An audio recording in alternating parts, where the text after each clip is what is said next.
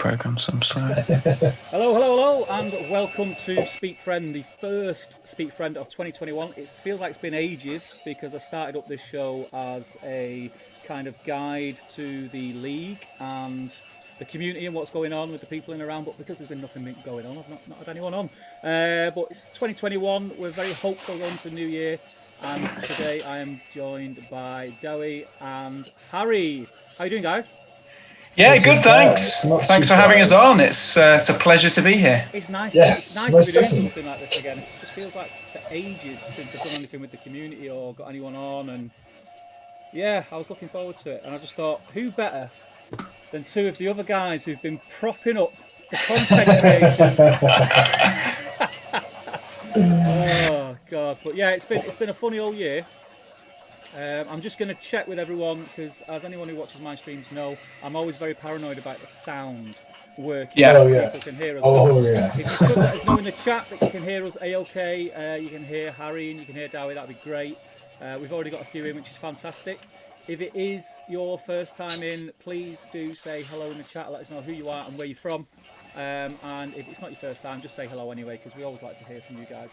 If throughout the chat any questions come up that you want answering, do ask in the chat. I will be keeping an eye on it as we are going through, and I will pick out some of the questions and we'll address what we can.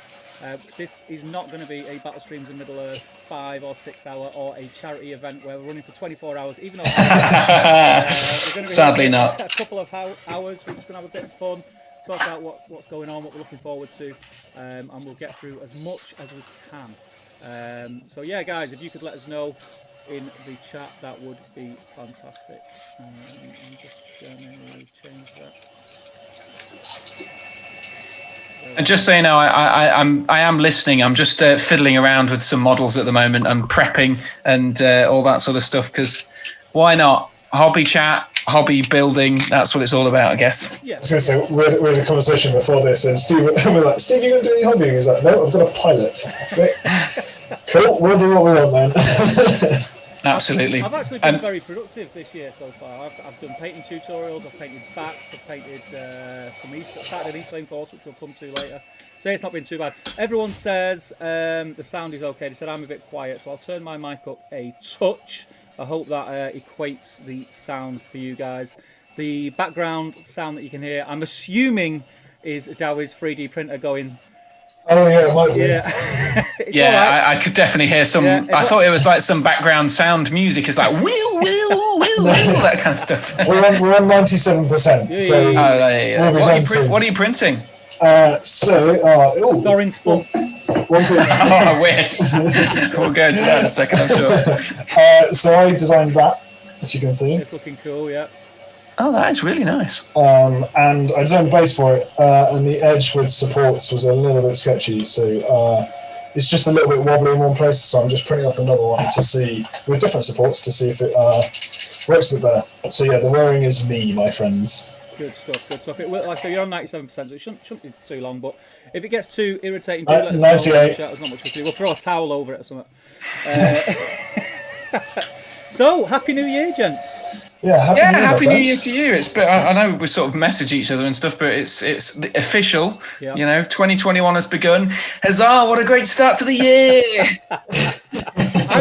I'm actually, even though this is going on, I kind of just took it on the chin. You know, we've been used to getting sort of knocked about this year, but I'm fairly positive. I kind of wrote off Q1 for this year at least. I'm fairly positive for like summer going forwards from there.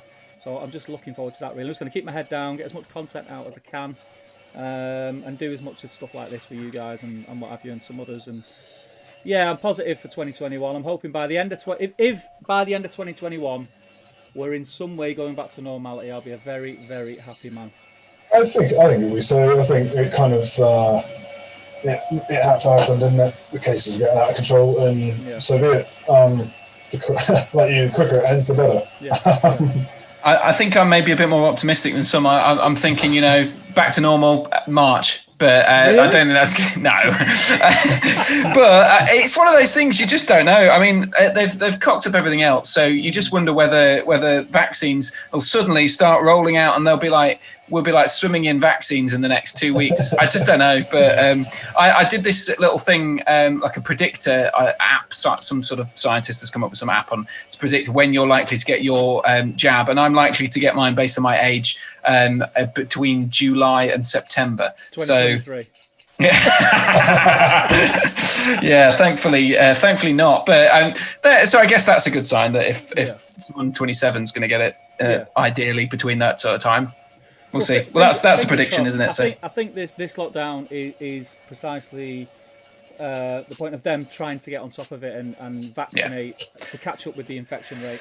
I've looked into it, and it's hospitals, isn't it? It's a tough one because the longer that being locked down isn't necessarily like wholly a good thing as far as stopping the virus, because that's when it mutates. Apparently, so anyway, that's when it mutates. Is when you're in lockdown and it's trying to survive and all that malarkey. Yeah. I'm not a doctor, I don't know, so I'm not going to say that I know that 100%, but that's what Harry told me. If only I knew that much. So Christmas time, guys, do you have a good Christmas? Was it family Christmas? Was it at home alone, or you know? Yeah, it was good. It was good. Me and the missus spent the day, pretty much the whole day together. Well, no, we did spend the whole day together. We spent pretty much most of the day just us two. Mm-hmm. How are you still breaking more things? Sorry, I just dropped Thorin again. I'll go to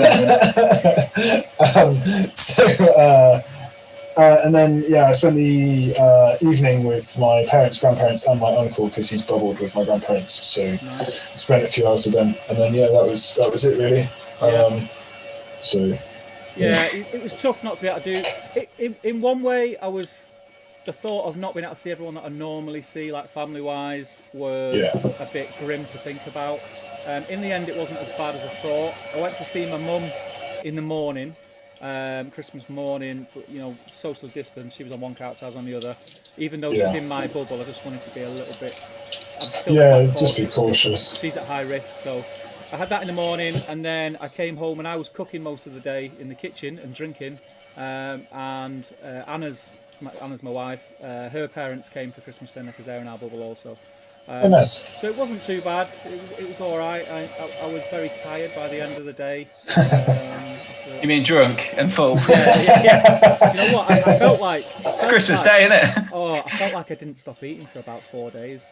I just felt like I was just eating. That's what always happens, though, isn't it? I still haven't stopped. We've got boxes and boxes of chocolates left over. It's still it's insane. Cheese and crackers for me. Cheese and crackers. Oh yeah. Oh, I got some downstairs. Don't do that, Steve. Awesome. What about you, Harry? Good Christmas Day? Yeah, well, I had my dad over.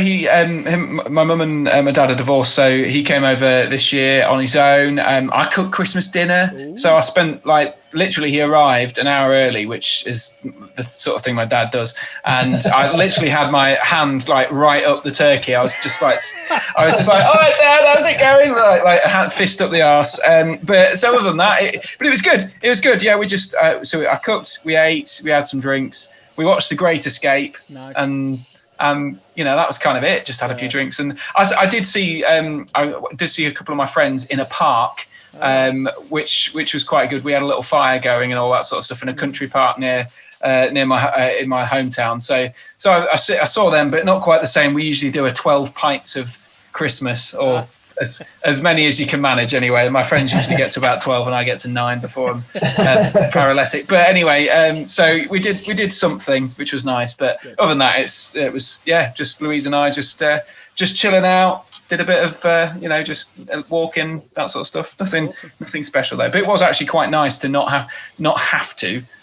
Go between the three. I'd usually see my mum, my dad, and Louise's parents, but we didn't do as much of that. So it took out a lot of the stresses of Christmas Day for me. Is normally getting up in the morning, opening presents for the kids, having breakfast, and then it's like, right, we've got to go here, and here. I've then got to get back. Sometimes we eat out on Christmas Day, so it's like we've got to get changed, we've got to go and eat out. It's just a mad rush. So. Oh, eat out! I've never done that. Yeah, so. we normally do it alternate. So one year I'll cook, the next year we eat out somewhere nice. So, but I think does it stress you that much for a year? Does it? Pardon? Does it stress you that much cooking Christmas Day? Tell you what. Got to take a year off. tell you. Got to come round my I must admit, I can only imagine. I thought cooking Christmas dinner, I thought it was going to be really hard, but I actually really enjoyed it. There was just something very satisfying about having everything done well. Because my dad's a terrible cook, so when I go to his, I don't want to eat it. My mum's brilliant, and I always miss my mum's Christmas dinners. But yeah, I actually did a good job. I was quite happy with it. Good stuff. Good man. Good man. Right. Okay. So I think what we'll do, I'll say some hellos because there's a few people commenting in the chat. Got a few people in already. So thank you everyone for joining us on a Thursday evening, and then we'll have a look back at last year, what we thought about our hobby last year and things like that, and going forward. So. Let's have a look. We've got Gaming ID in, MUK is in, Art of War, Gaz Baller's in, Michael Breyer, Christian Reeves, Michael Haskell, Aaron Somerville's in, Frederick's in, Dodge Anders is in, Gary Cassar's in, Nathan Tolmer, Callum's in, Filippo's in, and they're everyone that said hello in the chat. So welcome guys, thank you for joining us again. If you are watching, do say hello in the chat and get some questions in. So, hello everyone. Quite a rogues gallery you got there. Yeah. 2020. I mean, as far as hobby goes, it started off with all the right intention. We got to the end of Feb and everything just came to a grinding halt. Yeah. How's it, from your point of view, lads, how has it been? How's the last year been for you? Hobby-wise, go on, you go first, Dewi. Go on. Not too bad because, well, I'm down south. Yeah. And away from London. So for us, we were never higher than tier 2, apart from like on the 30th of December. Yeah. So we were right actually. So as soon as lockdown was lifted and you could start like having people in gardens, me and Luke had a couple of games in the garden. And then as it lifted a bit further, we went into my garage because I got a massive open garage. So we had some games in there and people have been doing hobby and stuff. So for us, apart from going to tournaments and obviously rearranging my tournament twice, it wasn't too bad. And being stuck at home meant I just got painting done pretty much. The Discord was a massive help. My friend Sean set up the Guardians hangout, and we've got quite a few people on there who talk regularly on the voice channel, and loads of people who have joined it recently because of our hobby bingo. It's just been great for my hobbying, to be honest, because you, instead of sitting there and watching something and getting distracted or listening to something and then something else catches your view and you end up internet surfing for hours, you're sat there just chatting to people. I've normally got music on in the background just in case it gets quiet in my headphones, but you sat there chatting and painting, so it was actually really good help. Yeah. And it means I'm chatting to people who I've never met. Yeah, never met. Like, I think all bar one or two I've never actually met in person. I think that's over the last, say, since the start of lockdown, so since like March time, I found that this community, I was really worried that things were going to kind of fall apart a bit with not having events and things like that.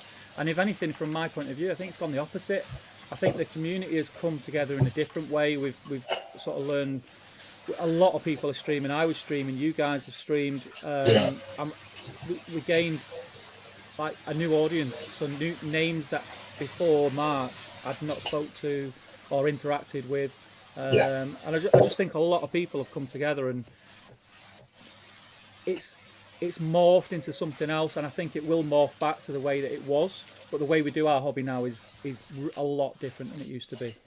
I think the streaming stuff in particular, I think that will probably stay. I can't see the battle streams or any of us stopping doing it, even if we are seeing each other more often at tournaments and things. I think that is 100% the one of the great takeaways from 2020. Yeah, I don't think it'll stop, but I think when we can get to events again, I think it'll change, because I know it'll change. Yeah, I know what I do will 100% change, because I mean, as you probably know, just before lockdown, I started to dip my toe into filming live battle reports and wanting to go to events and cover events with the channel and be more from that side. And then it just all come to a grinding halt because of COVID. And that is something that I want to pick up again. I've got all the equipment to do it. And yeah, that's something that I want to do. So as far as if I'm doing that, weekend streams for me will probably stop because I'll hopefully be at events, covering events and interviewing people and things like that. Question for you then, Steve. Will that depend on venues' internet capabilities, or are you planning to? Yeah, to an extent. I've been looking into like mobile ways of like dongles and things like that now that are 5G and they're supposed to be able to support different things. And to be honest, the stream I did with Ben the other day, I did that on a 4G hotspot because my internet conked out, and I dipped out a couple of times, but generally, I mean, it cost me a couple of quid in I think it was 3 gigabytes worth of data, but that's not as much as I thought it would be. No, that's what I thought, and I know that, so that's obviously worth taking into account. But it was surprising that it was resilient because I just really wanted to do it, and then my internet conked out again. I've had loads of problems with my internet the last year, and I'm finally changing in the next month or so. But so you'd be surprised; it might actually be pretty good depending on where you are if you've got solid 4G. Yeah, I think a lot of places, especially if I'm going to like gaming halls and things like that, unless it's something like a scout hut or a pub function room, chances are they're going to have Wi-Fi. Yeah. You would have to. That's kind of my fallback is I'll hotspot it, but it's one of them. I mean, you guys will know from streaming, setting things up like this, what you envisage in your head and how you see it playing out and how you want it to work and how you want it to look, until you actually click go live, you haven't got a clue what's going to work and what's not going to work. It's insane because there's no trial run. If you remember right at the beginning of lockdown, the amount of times I'd do a test stream, you'd see it come up Steve's test stream or something like that, just because it was the only way I could try things out. I was going to say I ended up doing a test one with Luke and Sean, I think it was. Yeah. And in the end, we kind of forgot we were live streaming. Yeah. And we were on for like 45 minutes. Mate, in the early days, I'd do a test stream expecting to pop on for 5 minutes, just make sure it worked. And 4.5 hours later, I'm still there talking absolute nonsense. That's not like you, Steve. To be fair, most of my live streams were they were the test ones. They didn't work, and then the first one that actually worked was the 24-hour one. So I kind of went went the opposite way, but it worked in the end. Yeah. No, it was like when me and Luke tried to interview you, Harry, and my internet just was. Oh yeah, and you recorded it, didn't you? Yeah, we recorded it. Turns out there was a bit of a copper wire that was dud. I had my router wall plug changed. Yeah. And I was suddenly back up to 12 gig upload. I was like, thank you very much. Well, I was streaming from the beginning, fine, no problem. And then all of a sudden, I think it was about 2-3 months ago, we went to stream battle streams in Middle Earth, me and Damien, and I host it all the time from this end because the internet has always been pretty good, and it just couldn't cope with it. 2 weeks on the bounce, it just couldn't cope with it. And I'm assuming it was just because everybody else in and around where I am was on the internet. It's the only thing that I can think, and I had to upgrade my internet, and I've got stupid speeds now, which is great. But it means that I can stream from home, no problem, which is good. 2020 it had a lot of negatives. Any positives from 2020 that you can think back? Things that you may not have done or may not have arose if it wasn't for the fact that we've been locked down? And I think I definitely painted more. Certainly there were basically 2 big chunks of time that I painted a lot more than I would usually do. So the first lockdown in particular, and I also built my big Kirith Ungle, which I definitely wouldn't have done. That was like my lockdown project, and I thought foolishly that was going to be like the one big thing I did that'll last all of the lockdown, and then we're back to normal. But no, that's what I did in replacement. So I've got a cool bit of terrain that I wouldn't have had. I painted more armies. I think the obviously the downside is I haven't been able to try out any of those armies in the way that I'd like to. But yeah, I think I think there's definitely bonuses. I've done a lot more content for video stuff. I've tried out all the live streams. I've done I managed to raise £1,500 for charity, which I wouldn't have done. Well, I might not have done it. I might. There's a lot.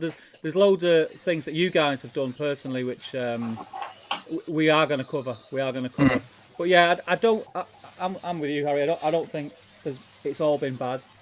I think it's made us look at different aspects of our hobby and maybe enjoy things that we may have took for granted previously. I think it's not just the hobby, just going on a wider general note, kind of you bring in people together, because you kind of, like I said, for me, 2020 would probably, the stand-up, it would be the Discord, which, like I said, I didn't set up. I'd used it once before, and now I'm on it every day. My phone's constantly pinging because I'm an admin. I still can't get my head around it. I'm on it. I'm on Discord. Yeah, no, I'm in yours. I just don't know what the hell I'm doing on it. I'm like, I tried to do the same. And I was intending on setting one up for my the Ep5 patrons, but I just couldn't work out how to link it to the patron. I just ditched it in the end because I had no idea. But I do like the Battle Streams of Middle Earth patron chat on Facebook. That's good. So it's nice to just have that constant hobby stream. And actually, it was very much at the start of the year for me, but and towards the end, my local scene has exploded in the last year. Oh, really? I mean, right at the start, it was the tail end of the first slow grow that I ran, which started basically at the launch of the Pelennor Fields box set. And or was it then? Yeah, no, it wasn't. It was like a year afterwards. But either way, we started it in, say, November last year, and that was at 200. Then we did 400, 600, 800, and by sort of January, I think we had the final. And so there's loads of really engaged people. We were going to do a Battle Companies thing, but the group has just really grown. And then we started another slow grow in September when we were allowed to have gaming events again, and we did like 4 weeks worth of games, which was really good to see this huge community. And again, I've got a big community of people in Lincoln who are well into it and who are desperate to play games. It's brilliant. That's definitely a plus side for me, is that 2020 has done all that, and that's not even starting to talk about things like the releases from this year. I mean, Ben and I talked about it on the stream I did earlier in the week. Some of the books, things like the Match Play Guide, the Rohan at War. Rohan at War was at the end of last year, wasn't it? But that and the Request of the Ring Bearer. I mean, it's been a cracking year for releases. Yeah. Well, I know we're going to cover it a bit later, but the Match Play Guide has not really been tested. No, not really. It's only had a couple of tournaments, hasn't it? Well, yeah. There was the GT, and then I think Barney and Will's one in September, perhaps. And there was the James Clark's event in Stockport was on the day or something, not long after it was released, because I remember they changed the format at the very last minute to reflect the guide, to have fewer matches at the right points level, as suggested by the guide. So that's definitely one that. But yeah, that would be quite fun, because there's 6 scenarios that we probably haven't even run competitively a lot. I've not even played, so it's. Yeah, I think I've played 3 or 4 of them, perhaps. Yeah, and I've seen one of the others played. Yeah, that sounds about right. Warhammer Open Day in January. Myself, Jay, Nick. I don't think Ben came. We went to Warhammer Open Day, and they had the Match Play Guide out on the table that you could flick through before it was released. It wasn't allowed to take pictures or anything, but you could flick through it, and it was just, that feels like it was a lifetime ago. Oh, I know. It feels so long ago. It's crazy, really, isn't it? But yeah, I'm with you. I think a lot of people who have been locked down, who maybe were hobbyists or gamers in the past and have put it to one side for one reason or another, I've kind of found themselves back in the hobby again, just to have something to do at home, which is great. Like I say, it's one of the few hobbies where you're locked down, you're not allowed to leave your house. Yeah, cool, fine. and I think no problem.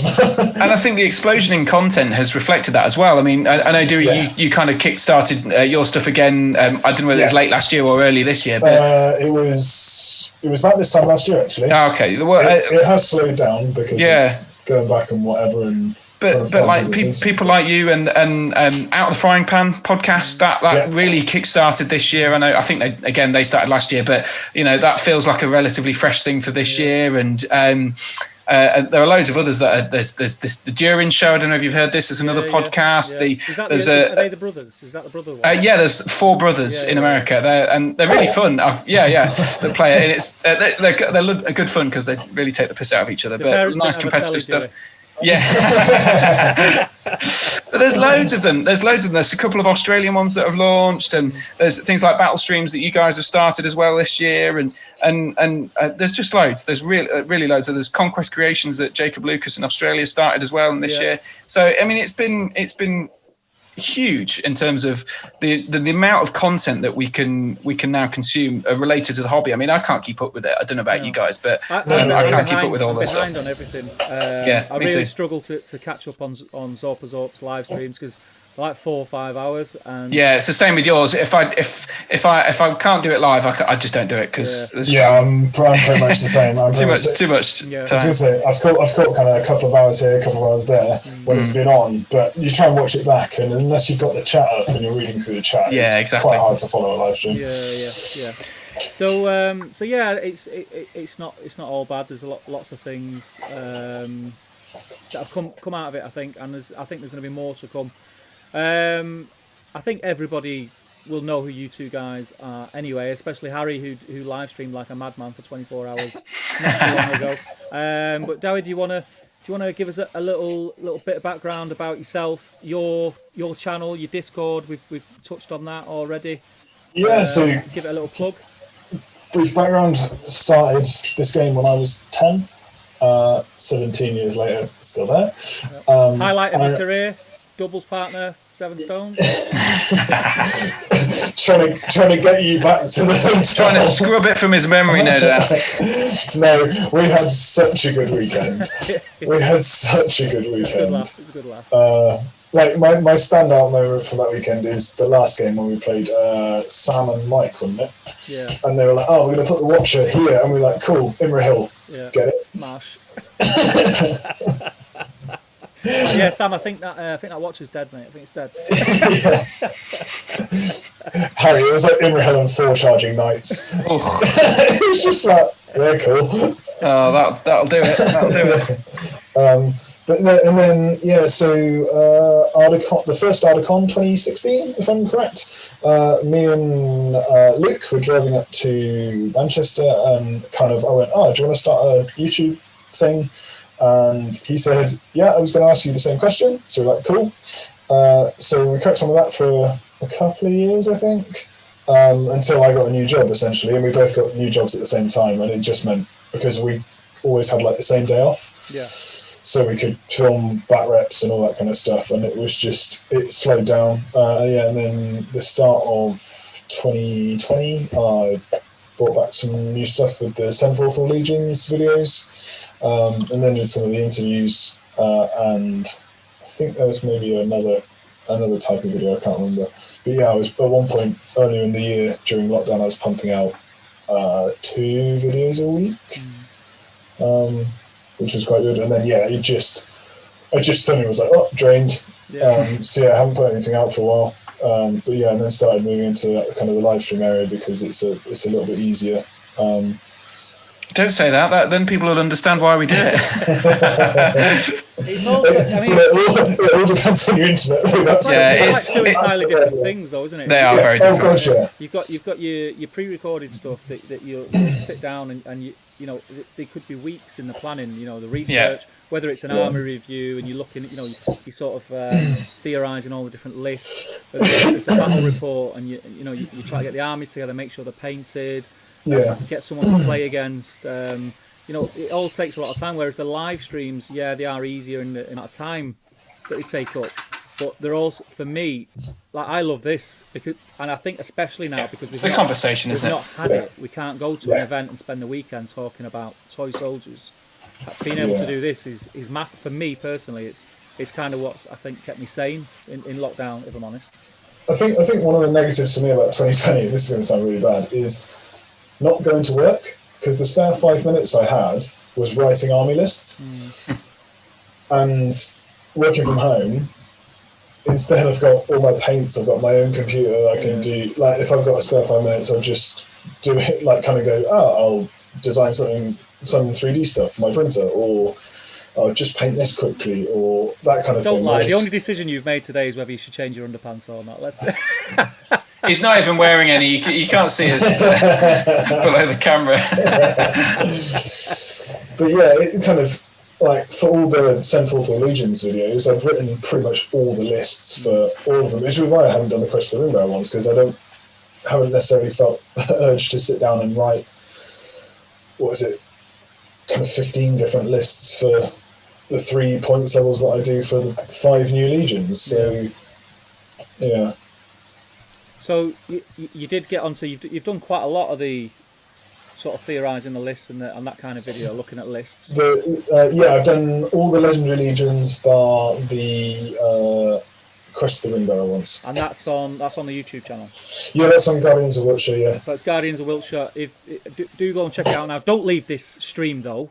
Do it in a separate window. Click subscribe, and check them out. And what else? Because you also do what I do want to touch on, which I haven't been able to get on, so I do apologise. But I mean, that's all right. It's just crazy. But the quizzes have been really successful, right? Yeah. So me and Harry had a similar idea around, I want to say June. Yeah. End of May, start of June. And I was like, cool, I'll write a quiz and see who wants to do it. And then I was hosting them every 2 weeks, and we pretty much had between 10 and kind of 13, 14 people every 2 weeks doing a quiz that I'd write. But like you said, with video content, even with the quizzes, it was taking 3 or 4 hours to write a quiz, because I'd have guess the silhouette, say what you see, try and find lore questions, try to find unique profiles, all that kind of stuff. So it's very similar to the sort of the ones, if anyone's been to a Warhammer World event, kind of the Saturday night in the pub. Yeah, kind of very similar. Fun-based, bit of a laugh. Yeah.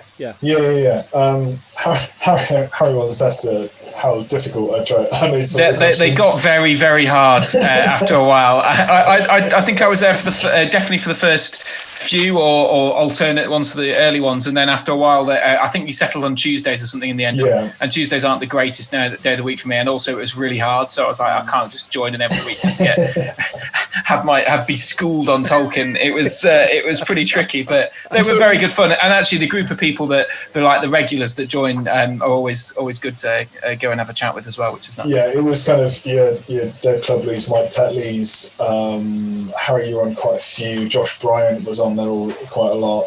Dave Sweeting, Pavel. So yeah, there was quite a few. But yeah, the totals would range between 50 and 75, depending on if there was like multiple answers, etc. And some people joined and had fun and got single figures, and some people joined and had fun and got in the 40s or 50s when one of them was like high 70s, like total. So yeah, it was good fun. So I did that up until Christmas, and I've stopped doing the quizzes now, as in writing them. Yeah. I have opened it up to the regulars who are there to make their own quizzes, and I'm more than happy to host with Zoom, because I've got Zoom, whatever it is, the Pro one, so you can do a bit longer. So I think the first one is going to be next week, written by Josh Bryant. And it also means I can take part in the quizzes rather than be the host. So essentially, I think everyone wants to try and get their own back for some of the see if they ones. can stump the quiz master. Yeah, exactly. You'll have some ace knowledge though after all that researching of questions, I'd imagine. Though it'll be. I would hope so. Yeah, you would. But yeah, like some of the one we did on Harry's live stream, like we were talking about the Mummet War Leader we were talking about the Mummet War Leader for ages, and then the profile came up, and you go through all the answers, and it's something like, "Oh God, we were talking about him, weren't we?" So and annoying. You just kick yourself. But yeah, I know, and Damien joined it, and Damien sort of famously as I think pretty much every year with his crew won the Warhammer World GT and the Throne of Skulls quizzes, and he attested to its difficulty. So they weren't easy. That's for true. Yeah. Yeah, so it was good fun, and like I said, I've opened it up to other people to write quizzes, and then I can take part, which is great. So yeah, I think the first one's going to be Tuesday. They start at about 8 o'clock. Awesome. And with the channel going forward into 2021, have you more of the same, or have you got any plans to do other stuff, or what you think? I was thinking about doing more live streaming, more than anything. I might try and do some more video content. The thing is, like, even video content for miniatures in general is insane. Yourself, Harry, I watched your Pass of the Drillland video today. Yeah. And, really enjoyed it. And but like you said, it's all the extra footage of that's the difficult bit. Panning models and all that stuff. B-roll, like, B-roll we call it in there. Yeah, B-roll. Yeah. And the problem with it is it takes up so much damn room on your hard drive. So you got to get some good stuff, and then either delete it after a while, or make sure you're reusing it, or store it in a special hard drive, and all that sort of stuff. Well, that will happen, Harry, until you update from a Commodore 64, my friends. So. No, I have actually upgraded recently, so I do have a good terabyte of data and a little sparey as well. So it's. Nice. But yeah, like over the last year, I've kind of really got into watching Goober Town Hobbies, Squidmar, Miniac, Ninjas, eBay Miniature Rescues is another one, and listening to their podcasts as well, which is really cool. But yeah, I didn't know they had podcasts actually. That's interesting. Yeah, Miniac and Ninjas have one called Trapped Under Plastic, which is a general hobbying one, but they're more painters than anything. And then eBay Miniature Rescues and Goober Town have one called Paint Bravely. Nice. And then they're really good to listen to. And they just have general hobby topics, because then, like, they are gamers, but not massive gamers. So it's more hobbying and painting and the art of eBay, for example, that kind of thing. So, but yeah, channel-wise, I might try and get out some more videos. But like I say, I like editing, but I won't. It's very time-consuming, isn't it? Yeah, I won't do a Ben and spend 10 hours on a 10-minute video. Yeah, it's not for me, that. No. I watched Ben's video, Benji's Hobbies video, I think it's a Hobby Burnout video. I had a watch of that today, and to be honest, I don't know how the hell he gets the quality so good with his camera. The audio is just perfect. I mean, like, as he did say this to me, that it took, it takes like something like an hour for every minute he does, which is insane for a 10-minute video. Yeah. But it does show. It's really good. It's interesting stuff, and it looks top notch. So. Yeah, it does. Yeah. It does. And he's really sort of gone deep in that. He was really interested in how to get your image quality and your sound quality and everything. He's done his research, and they do look awesome. I don't think I've got the patience to do that. I definitely don't have the time. I definitely don't have the time. I think it's benefit to amount of time as you spent on it, isn't it? Like I spent a lot of time on this latest Path of the Druid one I put up, but I kind of enjoy it, but I'm not going to like go really, really deep into the everything unless I can do quick things like spend 50 quid and get a better camera or lens or something like that. But I'm all for like cutting corners if I can. So things to me, if someone says, "Oh, I know how you can make pull focus," or when you focus in on something depth of field, so something really far back, and if someone says, "Oh yeah, this lens is the best thing to get for that," and I'll be like, right, saving up, getting that, because that'll anything that makes it easier. When you ask anyone in the know, you never get a straight answer. No, you don't. Say, what I want to do is this, and they'll go, right, what you need is this the ZX97620, and you go, right, so that will do it. Well, yeah, but then you also need to get this, and you need this light, which is 500 quid, and you just I was going to say, because Ben's jumped in both feet, hasn't he? He's gone, like, having a little chat with him, he's got his lighting rig and his camera, and I was like, man, because he joined us for a little Discord hangout when they were teasing Treebird. Yeah. And it was like, dude, just the money to get in. I was like, yeah, that's money I don't have. I think that is one of the issues, definitely. Yeah. Saying that, I did buy myself a 3D printer, but some of that was Christmas money. Well, that makes toys. Cameras don't. Oh yeah, exactly. It makes toys. And I've noticed you're definitely straight onto the selling measuring sticks and all that sort of stuff to recoup some of the money back, which I don't blame you completely. Might as well. I saw one of the questions in the chat about when I was going to put them on sale. hopefully by Monday. Over the weekend. Yeah. Yeah. So for those who haven't seen, I've got some here. Da-da-da. Let's hold them right up there. They're just simple 25mm. So actually, quite a good time to explain it. The circle is 25mm. The actual movement thing is 1 inch. So you can see there's a little bit extra there. So it's for the straight ones for backing away, because you have to back away in a straight line.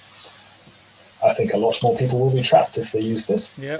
When you hold that up, it shows you how much it is you have to back. Oh, gotcha. Right, it's crazy. I know I intend to use them. So I've done the 25mm ones. I'm going to do 40, 50, 60, 80, I think is the plan.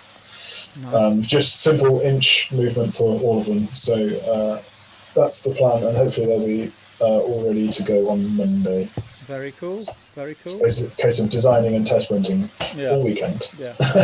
That's awesome. And Harry, Entmoot and Battle Games Middle Earth YouTube channel, host extraordinaire. Yeah, Plans for the future.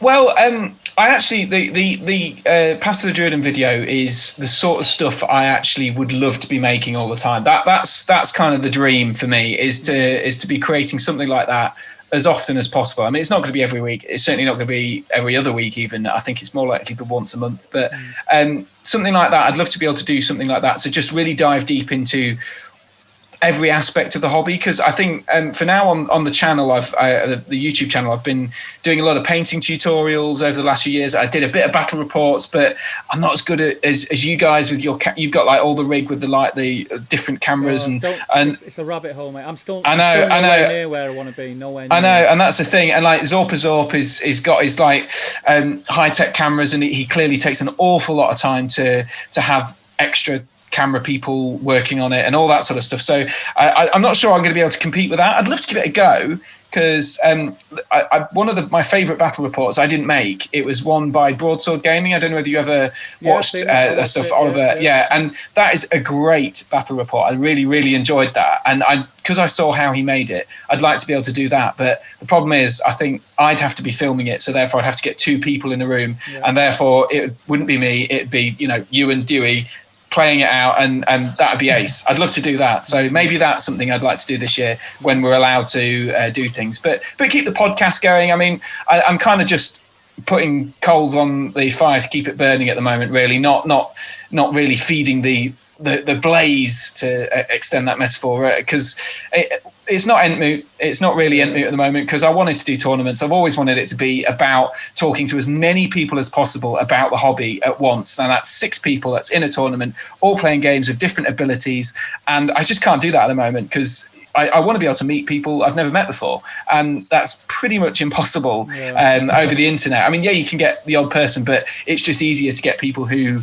are able to talk or willing to talk. And I've messaged people like my patrons and stuff like that, just to get these things into record. But there's also the audio quality, which I hate recording audio over the internet. It's not so bad when you're watching the video, because you can see people's mouths move, but when it turns into audio, it becomes all ropey and a bit dodgy. And so I'm not a fan of that. And I work in radio, so I'm a bit anal about it, probably more so than I need to be. But so I'm looking forward to getting a proper Entmoot back. And all that sort of stuff. But I said in the video I did with Ben the other week that I wanted to kind of be a bit more consistent, at least with the delivery of stuff. So I've got a calendar. I've pinned it up on the wall. I've got a calendar of stuff that I should be doing. I'm not going to make it public, but I just want to make it feel like something's coming every, in a relatively consistent pattern. So that's the plan anyway. But generally, it's a bit of a mishmash, but there's loads of stuff to talk about. I was going to say, because you've not really, you've kept the podcast tournament centric even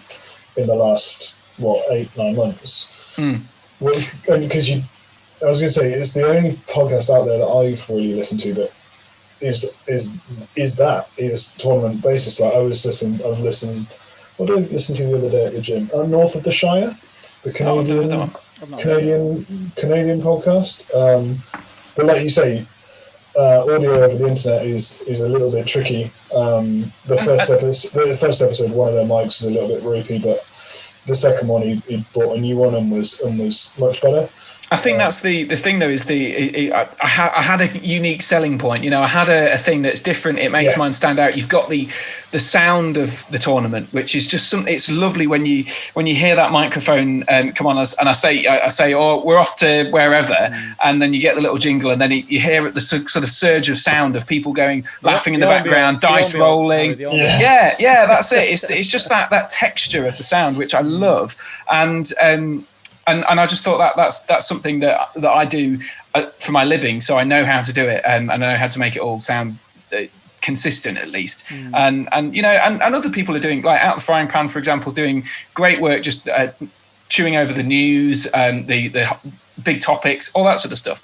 And I kind of think, well, there's no point me doing that as well, because you know, I'm doing that on these sorts of things anyway. So even if I'm just a guest every so often, it's I don't mind doing that. But I think. And it will return properly when we're allowed to do tournaments. Yeah. And in the meantime, I'll do one-off specials of different kinds, just to make sure that people who really like listening to the podcast have got something to listen to. But yeah, it's going to be a while yet. I think it's still going to be at least 3 months, 4 months before we're going to have tournaments. I think 3 or 4 months we're probably looking at. But I look forward to seeing it. They're always great to listen to. And like you say, it does capture that, you know, you sat at home and you turn it on and you're there, aren't you? You're at the event. You're talking to the players there. You can hear the players in the background, and that's been a really good thing about it. The original thing that I did it for was because when you've left a tournament and you spent the weekend or a couple of days with, or just even just one day with a load of mates, and you've had a couple of beers on the Friday or the Saturday night, and you go home on a Sunday night or even a Monday morning if you're staying extra long for a long weekend or whatever, and then you get back and you get home and you've got work and all that sort of stuff, and you think, I wish I was back there. You know, you get that kind of post-tournament blues. And my hope was to go, well, keep that, stretch that out a little bit longer over the rest of the week. So if I can get the podcast out, as much content out as exactly, possible. And hopefully see you until the next weekend, that sort of thing. But it's also the fact that if you try and do a tournament review once you get home, God, you forget so much. I'm terrible. I bring a pad to write things down so I remember, and I forget to write things down. That's how bad my memory is. I mean, I can't keep track of might and will and fate in a game, let alone remember where things moved. So it's good to be there when you're standing in front of the table, and I can go, oh yeah, that terrain there, and that's what happened, and then it's fresh in everyone's mind. So you get a lot more nuance as well. So that's the idea anyway. And I think when you're doing something you enjoy, it's so much easier. Like Steve with terrain building, Harry with your audio stuff, and I'm an engineer by degree, so 3D design, 3D CAD software, like for a resin printer, I've just dived straight in. I can imagine. And spending a lot of time doing it and not much time doing anything else. I think that's one thing that I wish I could be better at is like the Photoshop and I'd love to do like digital graphics or like, video graphics to put onto videos and stuff. Like I saw in one of Zorpa's recent one, he had like little explosions and stuff like that on the Star Wars one. I didn't watch the whole thing because I hate the game, but the explosion's really cool. So I thought, I wish I could do that sort of stuff. But I think that sort of stuff's beyond me, and I don't have the patience to try and learn how to do 3D design at this stage. I'm comfortable with what I can do. It never stops. It never stops. But when I was doing, the Middle Earth stuff, I have stuff popping up on screen on the battle reports and things like that. But I did, me and Ben did some 40k battle reports when the Conquest magazines were out. And we kind of took it to the next level with that. And we had like flamethrower things and I love that sort of stuff. I'll have to watch some of those. So I didn't realise you'd done that sort of stuff. I loved doing it. It was amazing, and I thought it looked really good. And it was the early days. I'd only just started doing it, but there just always feels like there's something else to learn to do. And then to learn the thing that you want to learn, you've got to learn something else first. And it's crazy. Yeah, and ultimately, it's a hobby for all of us. It's not. We're not making any money off it. Not any real. Especially once you've bought a camera, it's like it's going to be like a year before you pay off that camera, isn't it? with the few quid you get from Google Ads, at least. Well, we've covered a few bits there. What we'll do is I'll just I did highlight a question from Michael Haskell, and it's quite relevant to basically what we touched on with things being held up. And he just mentions, Harry, that Imps has been delayed to mid-July. Yeah, that's right. Yeah. How many delays did your event have all in all? This will be the third, I think. So originally it was meant to be it would have been September, I think, and then it was going to be Feb. So now this is the third one that it's been pushed back to July. I'm really hopeful it will be happening in July, but I still don't know whether it will be at the event at the location, because the gaming place that they basically said to me today, look, we're not sure we're going to be able to fit 40 people in that hall. We're not sure if it'll be allowed. Social distancing, if that's still a thing, then it's probably not going to happen. And also they've had to change the way they operate their business in the last year, because they've had to focus, go really hard into online sales. So they're using more of the gaming space they used to have for storage and stuff like that. So it might have to move, but I'm determined to make it happen, because I had a really cool idea for the tournament and I wanted that to happen. So and I still want it to happen. And it's like you've got 20 good players, 20 evil players duking it out, and it's team game. So you've got the War of the Ring essentially, and I really wanted that to happen. So it will happen, but yeah, we'll just see. But that is one of the sad casualties, is that those sort of things that I put a lot of effort and time into designing an event pack, and then everyone got hyped up for it, and then it was cancelled, and then everyone got hyped up for it, and then it was cancelled again. Yeah. So tell me about I know you're the same. Well, the back end of his question is asking about scouring, and I mean exactly the same boat. I think to date, I've changed the date twice. And it's now in place for, I think it's the last weekend of Feb. But in all honesty, that highly likely that's not going to happen, is it? Not going to happen. No, I think the government said that it's going to be like half term before school's even back. So that's February, isn't it? It's highly likely. But whether we're all out of this situation in that, and it's just schools, but yeah. So what I've had to do is I've had to provisionally book another slot, which is in May, and May's quite a busy year for the league. So the other option that I may have to do is drop it from a 100-pointer to an 80-pointer. This is all just needs confirming, and I will be putting a video out in the next week or so once I've dotted all the I's and crossed all the T's. But because this one that was due for Feb is Scouring 2020. It's the event that never was last year. And Scouring 2021 is already booked in for, I think it's November or October or November. Oh God, okay. So it's crazy. I'm running 2 events this year, which is great. I love running events. It's probably one of my favourite parts of my hobby. When you put an event on, and you're in a room and you're looking around and everyone's playing, and everyone's smiling, everyone's laughing, everyone's out. You can tell everyone's having a great time. The vibe in the room's good, and you think, you know what, I was able to facilitate this, and it's a great feeling. It's a great feeling. Yeah, this is what it's about. And it's really good when you look at you doing that and you're thinking, damn, I wish I was playing, but man, this is great. I would love to go to a Scouring event. I would love to go to a Scouring Mate, they're really good. You should totally do it. Well, it's funny because I mentioned this to Dewi just before the live stream. I've been talking to somebody today who approached me with some interesting ideas, and there may be another highlight in the Middle-earth strategy battle game calendar, 2021/2022, which I'm hoping has the potential to be something of the like we have not seen yet. Oh, you've got me interested now. That's as much as I'll say. But it's a big teaser. That is a big teaser. Very, very excited. I'm very, very excited about it. I'll have to talk to you about that, because I had a big. Well, I want to do a much bigger event in. Well, it's in the calendar actually for October this year, but and I don't know whether it'll happen, of course, depending on size and all that sort of stuff. But I was aiming for 100 people, that sort of thing. And it's not impossible, but it would require help from other folk. And it's similar sort of idea. So well, I don't know what your idea is, but yeah, What's the your idea. idea?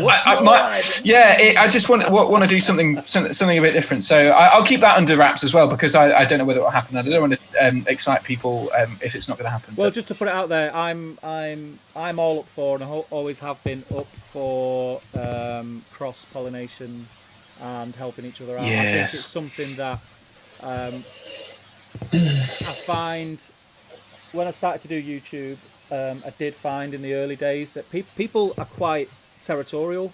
And I think because we come from a Middle Earth background, we're less so. But I've tried to get people on the channel before when I've tried to dip my toe in other systems and stuff, and some people just really don't want to know. Not interested. It's kind of, that seems crazy. It's odd. It's very odd, because whenever I ask guests to come on from Middle Earth, everyone's just like, yeah, of course, yeah, brill, count me in. So you messaged us on what, Sunday? Yeah. Well, and actually, the fact that I managed to fill a 24-hour stream with people who are, or most of which make content in some way, shape, or form. I think only a few people who don't actually create content who are on it, and that it was a bit hard working out the time zones and stuff like that. But people just said yes. Everyone said yes. I asked, apart from, I think there was a couple that I don't know whether they ever saw my message because of the way Facebook messages sometimes land. But other than that, it was like everyone said yes. I think we're very lucky as Middle Earth players, Middle Earth hobbyists, that we have the community that we have. But I think supporting each other is definitely the way forward. Right. So what about yourself, Dewi? Because you've had to postpone.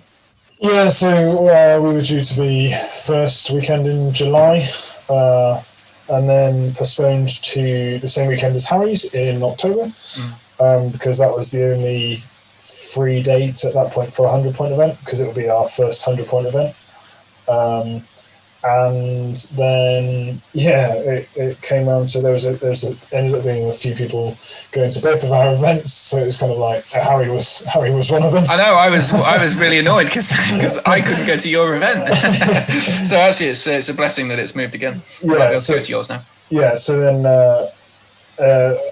after October I went, sod it, canned it entirely, and we go again hopefully the first weekend in July this year. I didn't bother trying to find another slot with everything going on.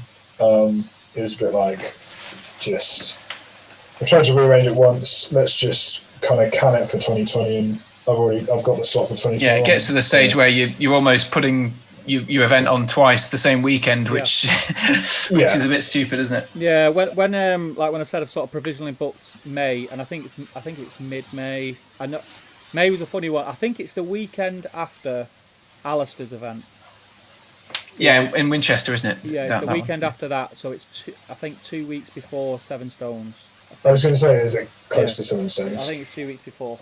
I've already got a pass for May. I've asked Louise, and she's like, yeah, that's fine. If tournaments happen, you can go every weekend. And I was like, yeah. Well, I don't think all of them are probably going to happen, to be honest, but we'll see. The thing is, if it doesn't happen, I'm not going to reschedule it again. If it gets put back from May again, I'm just going to tell everybody you've just got your tickets for 2021 are valid. If you can't make it, then obviously refunds, blah blah blah. That's a question for you guys. How did your tournament entries or attendees, whoever, did you have many ask for refunds? I think two. Yeah, probably two or three, maybe. I think the since I've rescheduled it the third time, I had one guy say, I really want to come, but I'm sorry, I'm not going to be in the country anymore. This is Chris Cousins, who I know, actually, I think he's having a right problem at the moment. I don't know if you know, he's from Australia, and is that the Aussie in Edinburgh? Yeah, and he lived, but I think there's been all sorts of issues getting back to Australia and all this sort of thing. So if you're watching, Chris, I hope you managed to get it sorted. But he said basically he's not going to be here, and he's the only one who's really who's asked for a refund. There's a couple of people who just, I know someone said, I'm getting married, so I'm not going to be able to guarantee it and things like that. I think Ben Bowles and people like that. But no, I think everyone's been fine with it. I think we all understand it, don't we? Like, I can't honestly, I don't honestly know how many tournaments I've got tickets to that I'm owed a refund or I will get a free ticket to next year. I just don't know, because I booked so many and I just said, keep it, it's fine. I just hope that people keep track of them, because otherwise I'll have lost that money. But I'm sure everyone's keeping track of it in the same way that I've got a full list of people that that are just names there, and it's fine. I was going to say, I think everyone's understanding of the whole situation. I mean, we can't do anything about it, can we? No, I'm in a similar position to Ben, where I'm just getting married end of March. Ooh. Yeah. Oh well, good luck for that. Hopefully it happens. Is it going to be or was it due to be a big wedding, or is it? Yeah. Yeah. Okay. Like 75 for the ceremony. Okay. It's like I say, it's all everything's up in the air.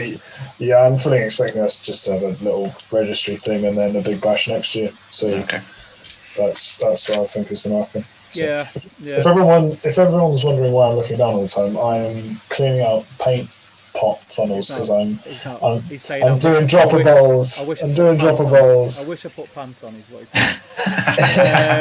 Right, I mean, this is a good point. As much as any to touch on, the tournament scene has obviously been dormant. There's not much been going on.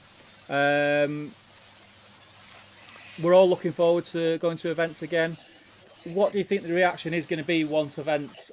Are we going to be in a situation where because there's more people in the hobby now than there was before lockdown, I think. Is it going to be a fight for tickets for events? Are tickets going to be like gold dust?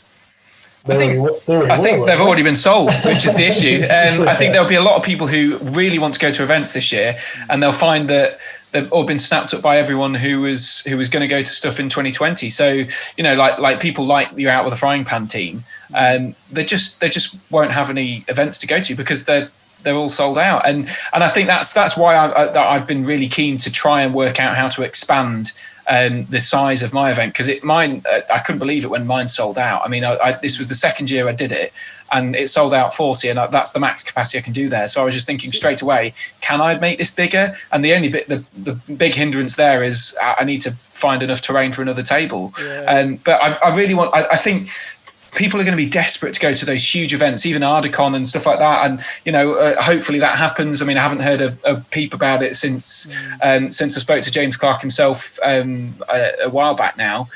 So who knows? I mean, you'd like to think it will happen, but whether it'll be an international tournament or not this year. I don't think it'll be international. Or at least a few internationals, not might be some Europeans coming in and to the post-Brexit Europeans. I found out for the first day. On the way in. Yeah, I found out for the first time this week that the postage price to Europe has gone up by £1 for large letters. So if you're posting minis to Europe, remember to add an extra £1 now, I'm afraid, because it went up from about, you used to be for like a one miniature in a jiffy bag about £3, but now it's like £4. So that's annoying. So on the flip side of what Harry said about all the big tournaments, I think it kind of, there is a case for people to run local tournaments. Yeah, I think local events will be easier to run. Lots of little ones. So like me and Luke have run 2 in big at the moment, and hopefully they're still all good and going when all this is over. But like you said with your club, Harry, they've had to do more online stuff. They've set up a website that they didn't have before. All that kind of stuff, and they're trying to do their best they can. I mean, my local club, I think we could easily get a 10-man tournament or something like that, just a drop of a hat, really. And I think hopefully, if we're right in thinking that the scene has expanded a bit, that there'll be little places like that across the country that are going to be doing little 10-man one-day tournament type Yeah, things. we run two 30-player ones, and those tickets for local people got snapped up in no time at all.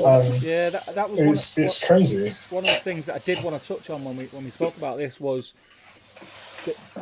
the league, the Great British Hobbit League, has a full calendar nowadays. Yeah. It's really difficult for anyone to get in. Anyone who is already got an event and a slot, the worry is, am I going to have that slot next year? If something happens and I have to miss a year, do I lose my slot? Blah blah blah blah. Is there enough room now? Because I know there definitely is in the Northwest, because we are spoilt for the amount of players that we have. Is there enough room for more independent non-league events? And would you advise people to put them on?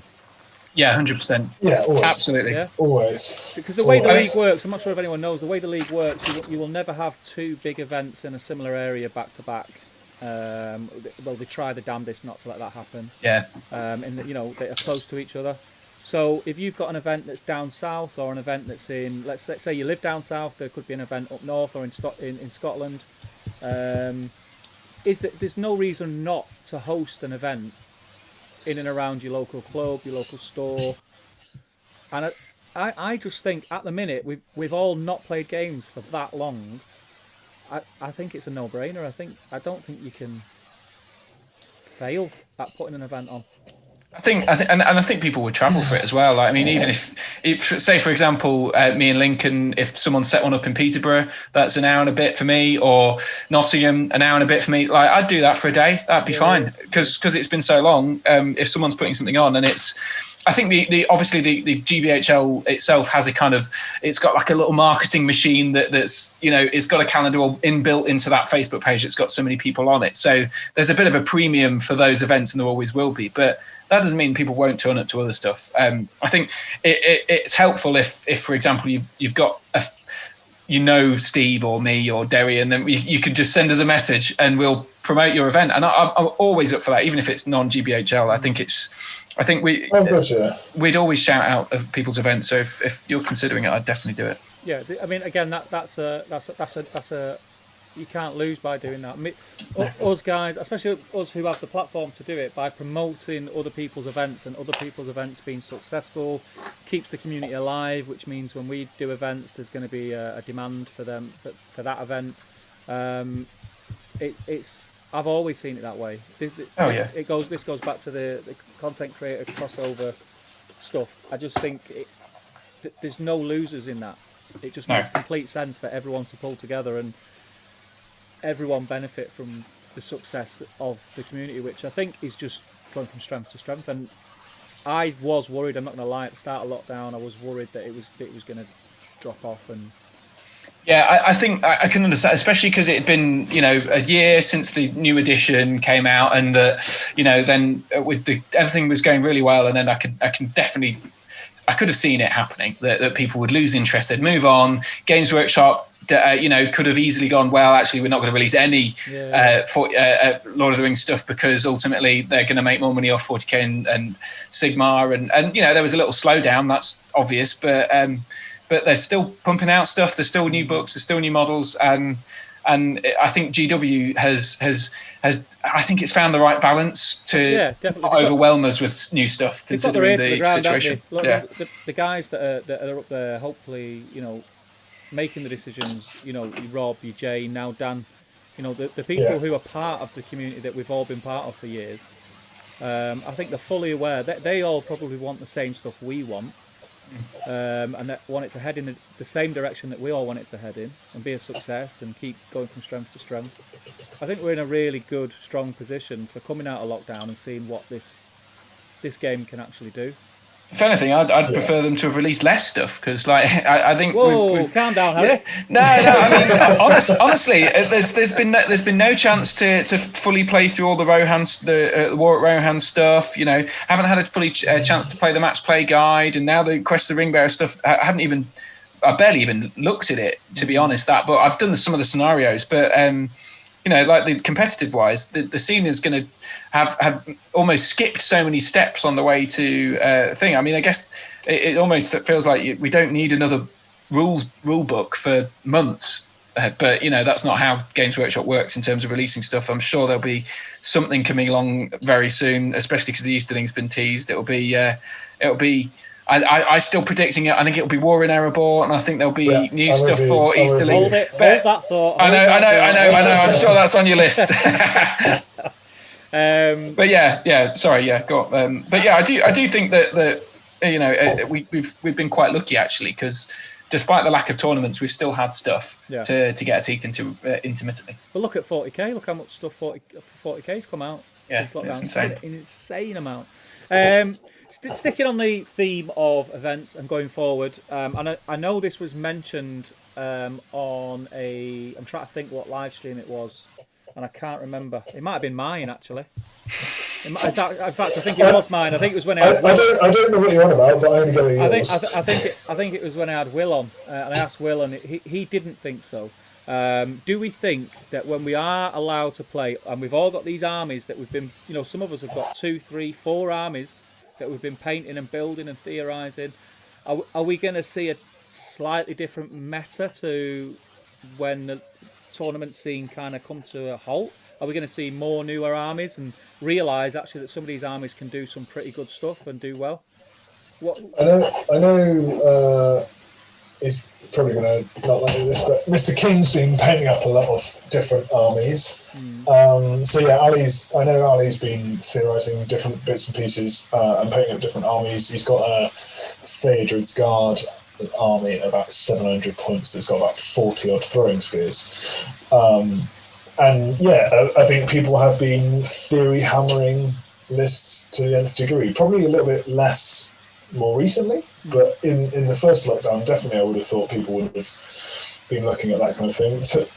Personally, myself, not really been looking at that kind of stuff. I did my Legions videos, which kind of made me look at them and go, oh yeah, that's pretty good. So like what I want to try at a tournament is Scouts. I'd like Scouts. I agree. With Grishnak, I've played a couple of games with them, and they can be really powerful, and you get loads of models in as well. It's the plus one really helps as well, doesn't it? Oh, Grishnak and Malho as a tag team. Oh, I've had them go through a Wild Marauder and a Bat Swarm and something else in one turn heroic combat, and just tears it apart. But yeah, I think the Quest of the Ring Baron might shake it up a little bit.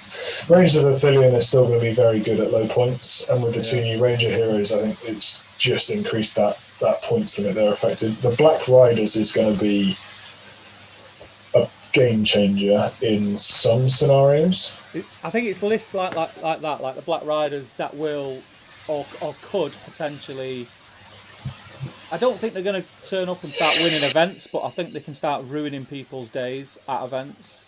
Yeah. So I think when the thing that changed my mind on that, I thought that Black Riders Legion might be good, but I didn't think many people would take it. Then Ed Ball said in a comment once, I'm looking at this and I like it. And I thought, oh, okay, maybe Ed's found a new favourite. He loves his ring race, so he used to love his ring race on Fellbeast. He loves his mounted Rivendell Knights.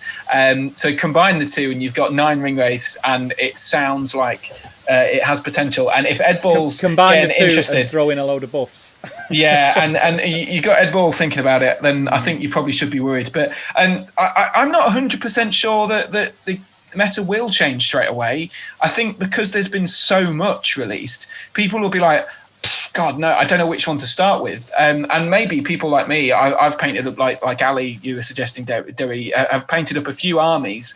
And maybe we'll go back to something and go, right, you know what, if I want to really compete at these events, which I never do, but I might just go with Old Faithful and turn up so that I get to grips with just playing the game competitively again, which I think will be definitely a few people will be like that.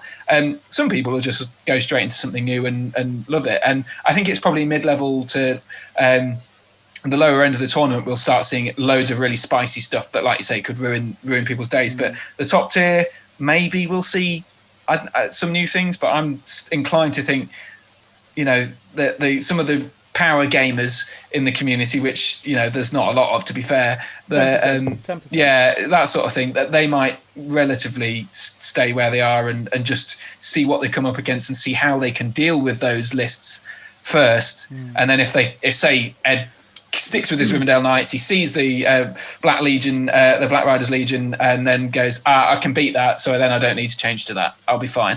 That sort of thing. But who knows? That's the thing. Everyone's saying about the Rangers is probably an exception to this, but all lists like the Black Riders and Smaug to a certain extent, and having played Angmar a lot, there are certain scenarios where you have a much better chance of winning than the army you're probably against, or a generic army. So you look at like Contest of Champions with an Angmar army. If I go into Contest of Champions against any other army, I'm relatively confident, like 75%, 80%, that I can win that without necessarily breaking a sweat because of the tools I've got in the army. So, but if you play the Black Riders at an objective scenario, maybe not. They might not be so good, or that kind of thing. It's one of those. And I think that's where the competitive players will probably think, you know what, I know I can win scenario games with this list that I've tried and tested. I know it works really well. There might be some janky stuff that they come up against and see how it works, but I think I think people like Ed may well play safe for the first couple of games. I don't know. I think that 10% will always. This has been. People have gone over this fact many times in many streams and many videos. A good player with a bad list will always be a bad player with a good list. So you're always going to get that 10% are always going to be competitive, and they're always going to be up and around there. But for me, I tend to concentrate more on the other 80 to 90% of players when I look at a meta.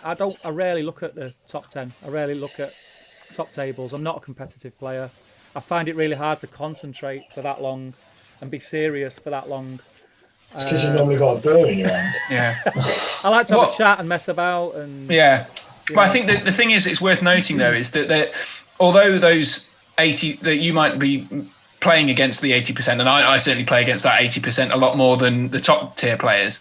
There's a trickle down, isn't there? If say top players start using the Riders of the Black Riders a lot, I'm going to start playing it a lot because people are going, oh, that's a good list. I'm going to try that out a couple of times, and hopefully it because there's enough books that it won't be that everyone's taking the one thing, because that becomes just really boring to play at every tournament. Going, oh well, I don't want to play just that over and over again. Riders are failing. Or after Damien won Throne of Skulls, it was just so many King of the Dead legions, or Army of the Dead. Ones, and that was just I hated playing that legion, and I hate playing the Rangers of Ithilien as well, just because they're boring. I don't mind playing them once, but playing them twice or three times a tournament is. Yeah. Well, I know someone who went to Arcon. He played the Return of the King Legion all 6 games. Oh, really? Yeah. I mean, I did 3, so I was a bit annoyed by that, but But like you say, it trickles down because I've not necessarily seen that list at the top end of tournaments. I was just about to say the exact same thing. Ever, other than Throne of Skulls with Damien, and Damien's a good player, and it was Throne of Skulls, so it's not a completely competitive tournament anyway. Damien knows exactly what he's doing. Damien is, I think, if Damien wanted to be, he could be a top tier player. He was up there for a good few years, and he just changed his way of thinking and decided to play because. But like you say, he's one of those people who found a list that worked for him, and that was his winning list. Yeah. The Faruka, Saruman shenanigans, that kind of thing. But like you say, I think one of the things, the Return of the King Legion is a dead easy legion to get into the game with. You pick up the 3 Hunters, the King of the Dead, and you buy the Pelennor box. You've got an army. It's in the starter set, isn't it? So yeah, exactly. But like you say, you don't see it higher up the tables. Like, as out of the 3 of us, I'm probably the one higher up the tables. And I mean, you're not wrong, but I've played a game against it, game 1 of Ardacon. Didn't play it again. I played it a couple of times once in a local tournament. And apart from that, I don't think I've played it really. No, I played it Into the West as well, but that was game 2, I think. Yeah. But yeah, it's one of those.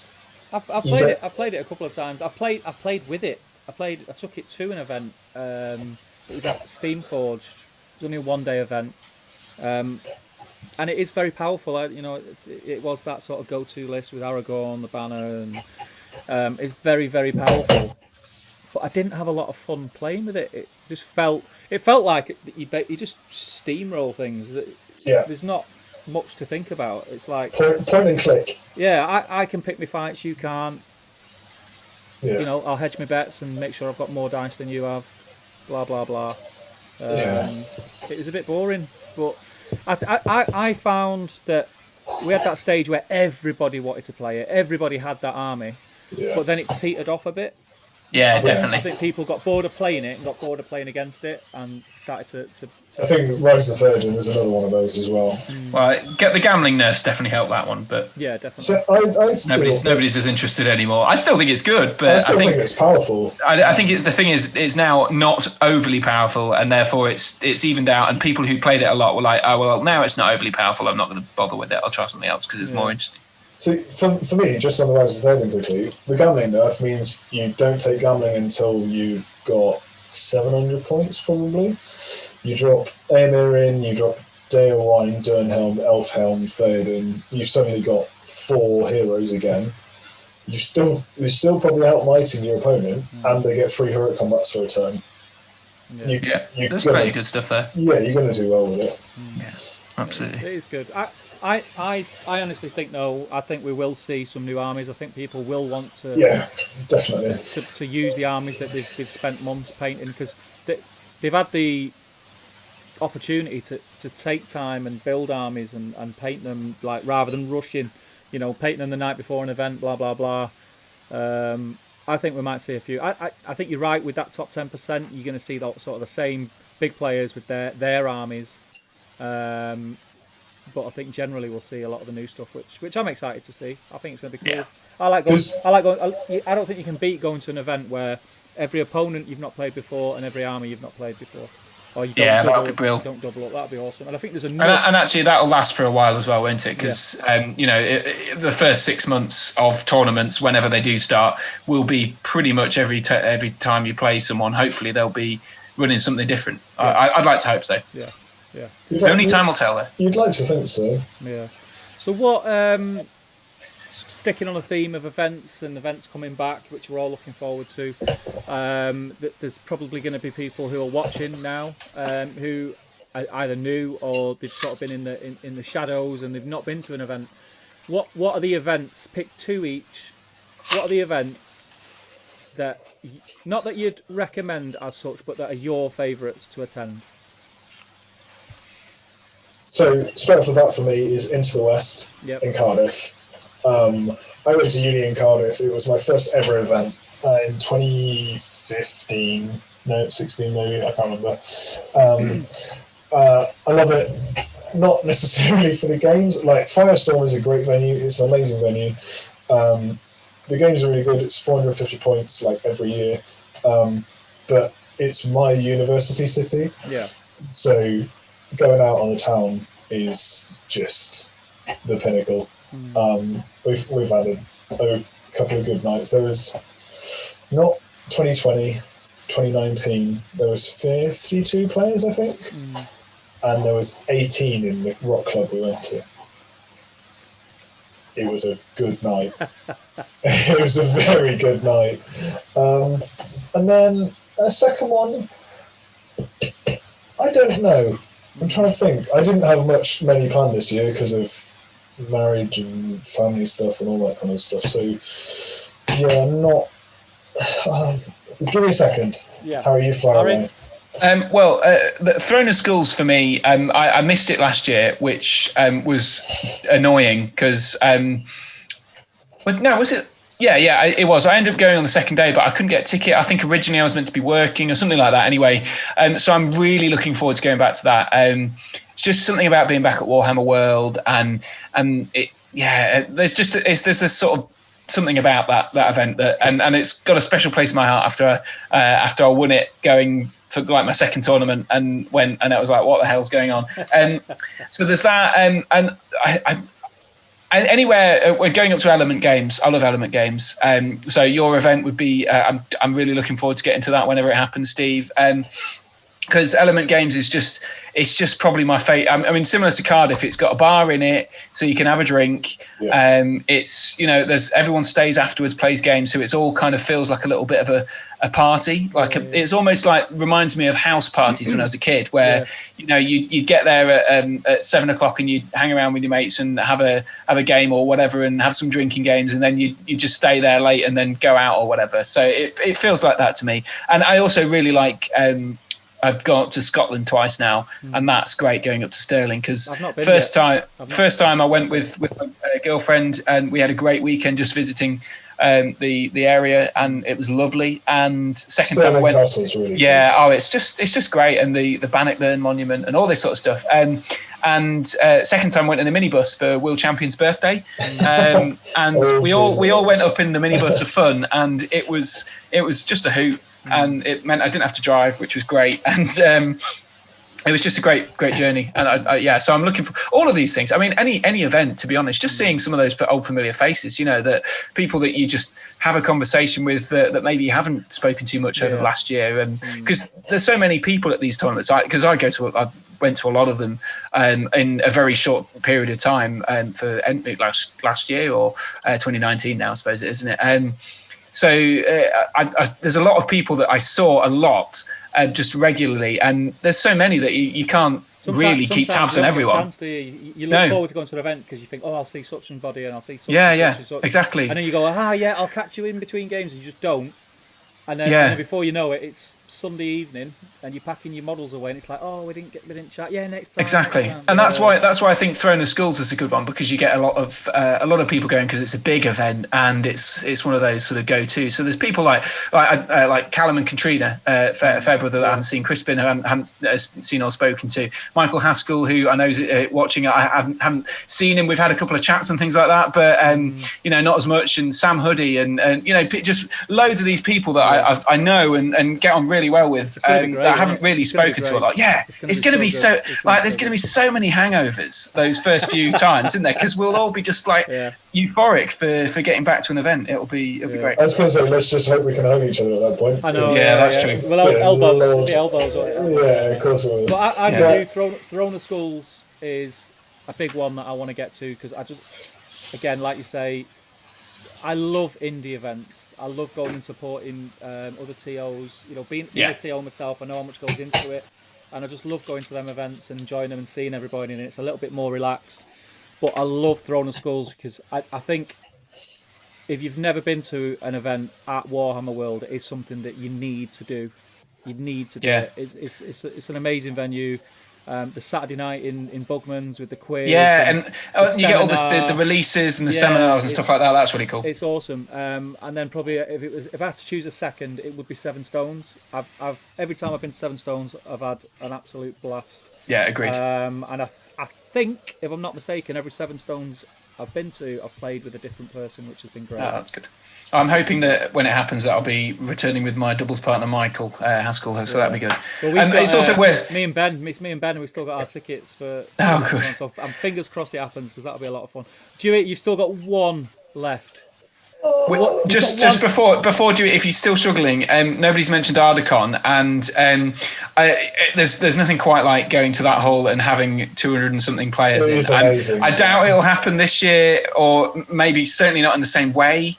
Well, maybe it will. Who knows? But we haven't heard anything from it, so we'll see what happens. But yeah, that's worth shouting out, isn't it? Yeah, I think Ardacon is probably my second one. Yeah. Completely slipped my mind before you mentioned it. Same here, because I was thinking. It's been so long since you've been to any of them. Yeah, but it's one of those ones that doesn't feel like an event. It's like something completely different, isn't it? It's like standalone, isn't it? Yeah, like for me, like part of it is meeting all the international players, and I've got to know quite a few of them quite well, just over drinks, etc. But the one aspect of Ardacon that I really, really like is we go as Team Wales. So there's 8 of us who this year we might have had to split into 2 teams if it had gone ahead in 2020. But having, like, I'm the one who organises it and therefore is the team captain, but doing, at the end of each game, going, right, because we always go in and pick like the far corner of the room to put all our bags and cases and stuff down. We say, right, at the end of each game, come back to that spot. Yeah. And we'll have a right. Who won? Yeah. And it's like, right, did you win? And like, oh, no worries, or well done. And like, we got off to a flyer last year.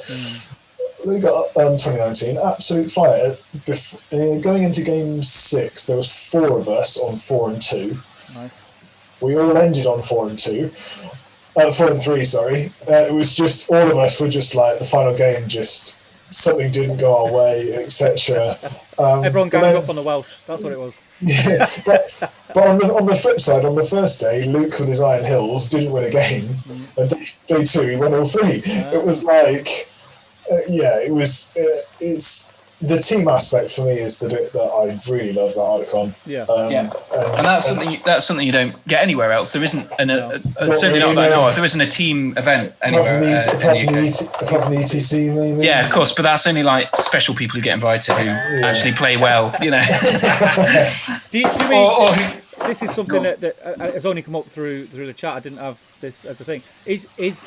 Is there, and would it be of interest, do you think, to more international events? So an event in Europe, and that would you travel that far for an event? Like other people come here, would you? I was going to say, I think that's the flip side. Is Europeans do come to us? Yeah. I'd definitely be tempted to do I know Poland have some big ones and stuff like that, and I think if there was a good contingent of us guys going, so you knew you weren't going to be on your own when everyone else is talking a different language or something like that. I mean, I'm sure everyone would be really friendly and welcoming and stuff, but I think it would be good to go on that adventure because I haven't done it yet, and I've been really, really keen to go to Australia over the last few years anyway, because I've got relatives over there. And so part of me really wants to go to like Arda Unleashed and Lockheed's tournament in Australia and see the Green Dragon guys and play some scenarios with them and that sort of stuff. So I'd love to do something like that, but Europe would probably be the first step because it's a lot cheaper. So, but I definitely want to do something like that. Yeah, so like on the Discord, we had a guy called Louis from Belgium join us. And Pavel from Poland, who recently has moved to Warrington. the UK. He lives around the corner. He moved to near Steve. But so like Louis said, when's our tournament? And it'd be good to get a couple of guys from Belgium across. And I think us being Brits, language isn't necessarily our strongest suit. There are obviously massive exceptions to the rule. I know a bit of Welsh. Well, I know quite a lot of Welsh, but that's because my dad is Welsh and that's what I was brought up listening to. But that's not going to help in mainland Europe. I think barely helps in mainland UK. It's one of those. You go to an event in Europe and you play against someone who doesn't necessarily speak English and you don't speak their language. I think it'd be nice to do like an exchange trip almost. Like, we send 4 guys over there and they send 4 guys over here to like almost an agreement with, scouring. You know how like towns are like have like a partnership. Like what do you call it? Like a twin. Yeah. It's probably the English, the language is going to be the hurdle because generally, like you say, a lot of other countries teach English and people it is a second language to them. They can get by, whereas we just think we're too good for everyone else. We don't need to speak any other languages. I think also historically there's been a lot more players, or it's certainly been a more active community here in the UK. So that's probably been why it's more an attractive option for some people in Europe to travel here because they're coming from all corners of Europe. I keep saying I'm going to go to some of the Irish events. Yeah, I've definitely got one lined really up at some point. There's no reason not to attend an event in Ireland. It's half an hour on a plane. you know. And look at how many times they come over here. Yeah. Like it seems crazy. I know some people have said there's good events, Belfast, Dublin. There's a guy, Michael Bradford, who I've spoken to quite a few times, and he keeps inviting me over, and I keep saying, yeah, I'll definitely come over. Louise and I are going to definitely come over for a trip at some point, and have an extended weekend where I go play Toy Soldiers and Saturday, Sunday, and we do something as to the rest of for over a long weekend. So I think that's the way I'm going to do it, because otherwise I won't be able to go anywhere, because she'll be like, oh, well, I want to go to Ireland. No, So I think do that first. I think that should be one of our New Year's resolutions. We'll try and get ourselves about a bit. But it's going to be 100%. It's going to be hard with wanting to go to so many events locally. That's the issue, yeah. And it's the cost, isn't it? Yeah, we'll try our damnedest. Yeah. We'll try. Do you know what? You could get a ferry. You could get a ferry to Ireland and bring a car full, because you only pay for the car. Yeah. It's up in, it's like Liverpool or something, isn't it? So for you, it would be relatively easy. That's a pretty straightforward journey from Manchester. I think you still go to Holyhead as well. Oh, can you? Okay, go straight into Dublin. Like North Wales, isn't it? Yeah. Oh, there you go. But yeah, we'll definitely look at that. 100%. So, new year, new hobby bingo. Which one? The GW one we'll start with. We'll start with the GW one. We've got one. I think I've ticked a couple off, because I've been painting like a madman the last few days. I know if he's still in the chat. Have you finished your elves?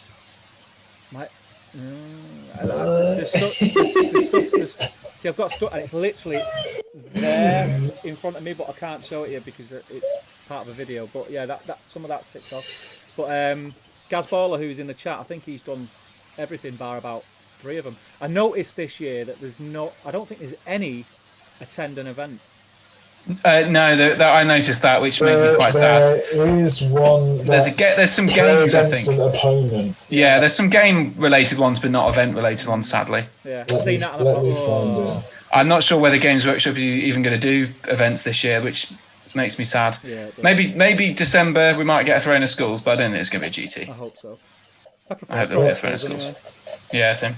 There is one about playing an opponent you've never faced. I've got it up now. Yeah. There's other play ones, but it's like play a game with an army you've never used. Yeah. That kind of thing. So I suppose they can't not ask people to do that. Yeah, exactly. Because could you imagine that? I've only caught COVID because I was trying to complete the hobby bingo. But yeah, so we got a new hobby bingo. How did you do with last year's?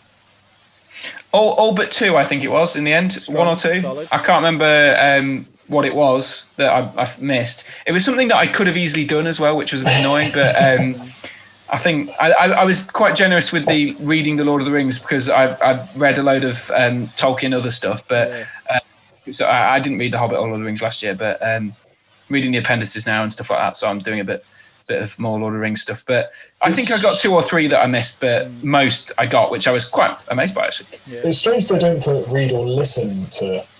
Yeah, I mean, I'd count listen. I think. Yeah, because there's a lot of count. Yeah. But every year I start with the intention of doing them all, and then about 2 months in, I just forget. I didn't. Strange one. Last year, I just didn't intend on doing it. But I'd done so many different armies during lockdown, and I did my big scenery project and all this sort of stuff, that I just managed to kind of do a lot of the stuff that they wanted you to do anyway. Yeah. And the doubles thing, I was quite lucky about, because. So I went to that one tournament. I think it was the one doubles tournament in the year, and it was only one day, and I did it. So with Ed, which was great fun. So I started off really well, and when it came out in 2020, I was like, "Yep, I'm going to take part in this," because everyone was doing like what they're doing now, posting it on Facebook. And I thought, "Yep," and I printed it off. And my desk over there, which is my painting desk, it was over that side of the man cave, and I stuck it on there with blue tack, and I was crossing things off, and I thought, "I'm going to nail this in 6 months. I'm going to easily do this." And then COVID hit, and I started to do streams and doing YouTube stuff instead of painting and drinking. And when I moved all my man cave around, so everything that was at one end of the man cave is now at the other end. And it just, I don't know where it's gone. It's disappeared. So I just thought, I can't remember what I ticked off and what I haven't ticked off. So I didn't bother. But I'm gonna print this one off, and I'm gonna stick it literally above my screens here. and I'm gonna give it a good go. I've already ticked some of the stuff off that I've done because I've been doing all right this year so far. We're only 7 days in, which is a bonus and it's strange for me. But yeah, I'd be interested to see how everybody does this year, because I think it was something that towards the end of the year was coming up a lot in the Facebook groups. Everyone was getting excited about it. I know it was a big thing in the Patreon chat for Battle Streams.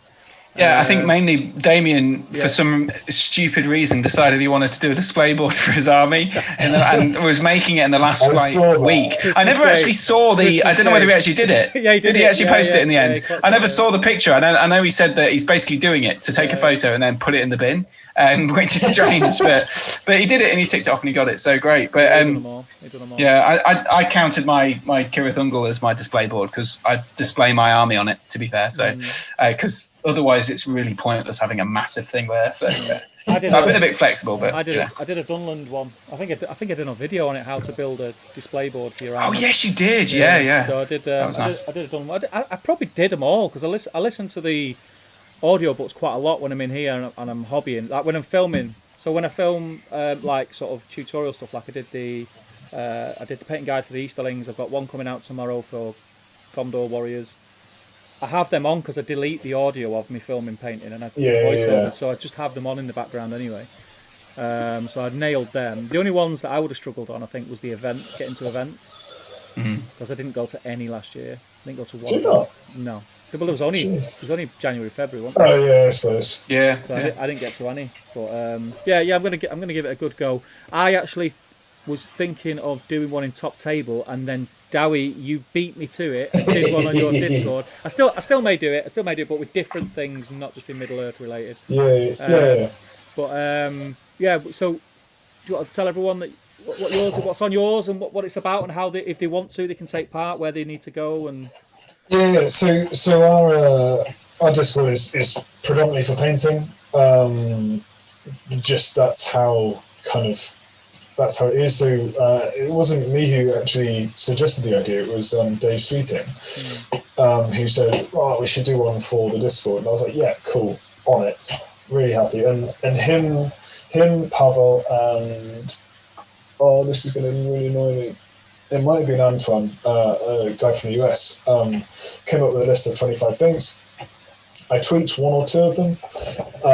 They took the basis from the GW one, and so we've got it kind of in our Discord. There's a hobby bingo channel, and once you complete one of them, just post a picture of it and tell me which one you've ticked off. And it's good to tell me which one you've ticked off, because at the end of the year, I'm going to do like a little kind of raffle. Yeah. So for every box you've filled, you'll go into a hat, and there'll be like 3 prizes. What the prizes are, not a clue.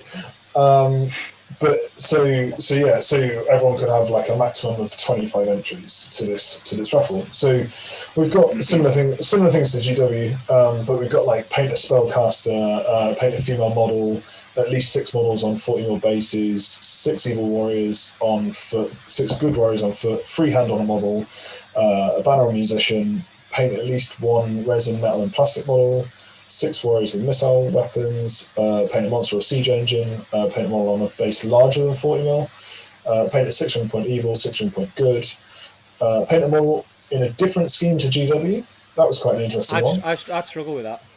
Yeah, I think I'm going to struggle with that. Well, I would definitely... I'm going to tick that one off because I've just done my Druiden and I just did them in a different colour scheme because they're not in the film, so I don't care if it's GW. And I didn't like GW's colour scheme for the Wild Men because I thought I don't really get why they've got sort of weird skin. And I just thought, well, this is a great excuse to get some dark skin on the good side, so let's do that. And I did it, and I really enjoyed painting it. They look really cool. They look really cool. All it is paint a different pose of a model you've already painted, convert a model, watch the Middle-earth trilogy, paint a minor hero, a hero of fortitude, hero of valor, hero of legend, read or listen to a Middle-earth book, attempt a new painting or modelling technique, paint 4 different races, and then the one in the middle is paint more than 1,500 points of models. So like with the GW one, models can only count towards 1 square. Yeah.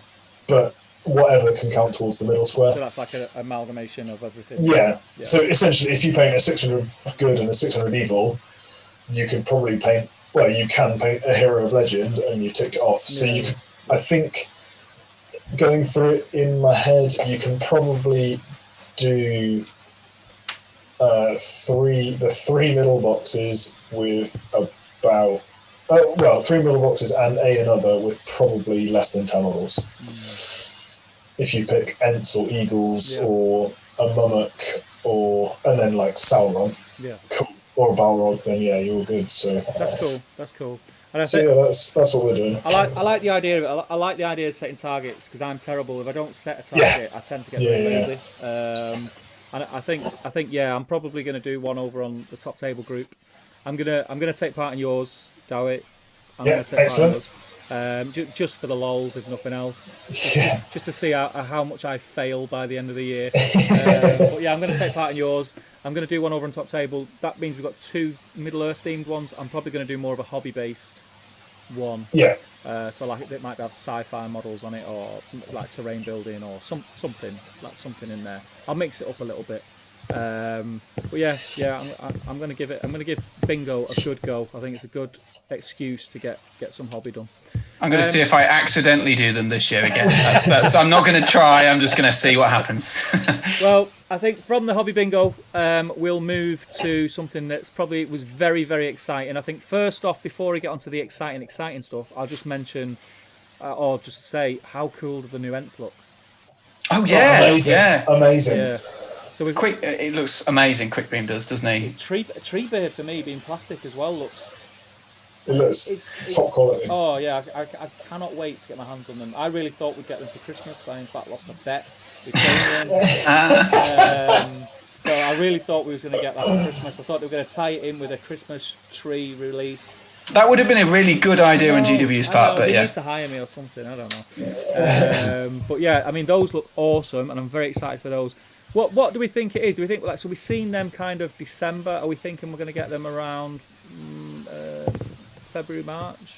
I think it's usually about a 3-month gap, isn't it? Yeah. But I'm surprised it's taken them this long, though. I mean, I know everything's been pushed back, so... Yeah, for Forge World stuff, it's about... Forge World's a bit shorter, isn't it? But with plastic ones, they're generally a little bit longer from them. Yeah, I think, because I'm just trying to think of the gap between AMR being teased and being released, and it was... definitely a few months, or at least maybe 2 months. But I think he was in one of the first previews, end of March. So it was more. It was longer then. So it might have even been 6 months. Yeah. I think it was about 6. But it was like September, wasn't it? It came out really. But like the King of the Dead in a normal schedule was teased at Ardacon, but then was released in December. So yeah, so it's a good few get a few months gap. So I reckon I think Easter is a good safe bet for both. Yeah. And then on from there, which is exciting enough. We got that kind of was it New Year's Eve, New Year's Day? We got the it was New Year's Eve, I think, wasn't it? Because it was like the end. It was like the last tease of 2020 or something. Yeah, and it was a silhouette of 3 warriors. Did they say warriors or did they say models? Because I thought they were a bit vague, but only because I don't know myself. But people have been coming up with warrior ideas. Yeah. But I thought they could be heroes, but I don't know. I I think they'll be warriors. I think that the poses are all very. The loadout on them looks very similar on each one. They've got. It doesn't say. Okay, so it could be either. But you may be right. I think we're all in agreement that we think they're Easterlings from the. Oh yeah, they're definitely Easterlings. Yeah, there's no way they're something else. They're the reason I have this box of Easterlings. Threats. You know what? It's actually really annoyed me that they've released this because I've got a huge Easterling army that I started work on in May or June or something like that, and I've been working on them really slowly, taking one model every so often and doing a really good job of them. And then I was thinking, look, nobody ever does Easterlings. Nobody, it's going to be fine. Nobody's going to I'm going to bring this to the table and everyone's going to be like, oh wow, these look great. You've put so much time into them, blah blah blah. And then now everyone, including all the really good painters like you, Steve, are going to come along and be like, well, I've got some great Easterlings. And I'm like. Well, do you know what? If you go back to the start of lockdown, when I first started streaming from home, from in my garage, and I did the sit and paint with Steve or something they were called, and on one of them, I got my Easterlings out, and I said, I'm going to paint this army now. I'm going to paint it, and I was on the stream and I was chatting away and I was painting, and whilst I was on the stream, about an hour in, I was thinking, oh my god, these are so dull to paint. Yeah. And after that stream, I put them in the box and put them to one side, and they've been sat there. And then I got them out the other day, and this is how strange like your hobby mind works, because we got that teaser and it's exciting, and we don't know what it is, and we want it to be something really cool. We'll talk about the army itself in a moment. I'm hyped for it, and I got the model out. I made a how to paint Easterlings video, and I thoroughly enjoyed painting it. I love painting Easter. Red and gold are just delights to paint. I just love it. I love it. Red, I hate painting green. I cannot seem to highlight it well. But on the the hype train, I know Ali King was determined to try and make Easterlings work, and now this has come out. He's like, well, sod it. Yeah, all that effort trying to improve your tactics and do all that, and then they're going to bring out some new models, new profiles that are going to make it a lot easier, and it's going to be great. Well, that's the hope. I think with Easterlings, when you look at Easterlings, what they've got isn't terrible. What they've got is quite good. It's just that it's solid. Yeah, they haven't got things to morph it into something else and make it in. You can only pick so many units. It's very inflexible, isn't it? It's just one. It's kind of one option. You've got your big heroes, your pipe block, or maybe you've got a few cataphracts or a full cataphract army. But that's kind of it. There's not many other options, really, is there? So you've got. It's like the evil Gondor is what it's been duped a lot, which I don't think it is. But if you look at it that way, like Gondor's like a Swiss Army knife. You can do so much with Minas Tirith now, whereas Easterlings are just a butter knife. You can't do anything with it. It does one thing. That's it. And if someone knows how to stop you doing that one thing, you're kind of goosed. If they'll just keep the heroes away from your big heroes and tie them up with troops, and you're knackered then. There's nothing you can do. Before we go on, gents, I'm going to have to look salute. He's got you'll have to crawl out. You've got no pants on. No, drink with dinner's gone straight through me. Like 2 seconds. Thanks for the detail there, Dewi. I appreciate that. So, with you having a Easterling army, Harry, have you ever played it, or is it just something you always... Yes, I did. I played at lower points levels. I've played a couple of 400, 500 point games with it, and I did play a few when they weren't fully painted. So I've played, and I also I played a couple of weird all hero lists with them, including chariots. So I had Kamul, Amda, a Dragon Knight, and a couple of chariots, including a King Chariot and stuff. And I took that to Sterling a year and a bit ago. So I've played with them a bit, not loads, but a bit. And I really like them. And I think I just love the heroes. I love Kamul. I love because. Would you play them without Kamul, or is Kamul a first name on the team sheet kind of thing? You could play them without. I think because I'm really happy. He's in a box, so I'd get him out and show him. But he's like I've painted the Felby's red and done like a load of cool stuff. So there you go, similar sort of vibe. But this is going to be. He's not now. He's actually now the Knight of Umbar. Oh, okay. I'm waiting to get hold of a Kamul, and I'm going to repaint that. That's got a bite of the bullet because for some reason I've got 2 Knights of Umbar on Felby's. I don't know why. So one of them is biting the bullet, and he's going to be. How have you done that? What? How have you got 2 Knights of Umbar converted on Felby's? I don't know. Come on, man. You know me from back in the day. I just do things. You just chop. Yeah. Well, I did, and I love Kamul. So I like playing with him. I think until now he's probably been one of the main reasons to take the list for me, and not necessarily for competitive reasons, although his magic is quite useful in a Easterling list. But and having a bit of extra killing power is always great. But that's the reason I liked it.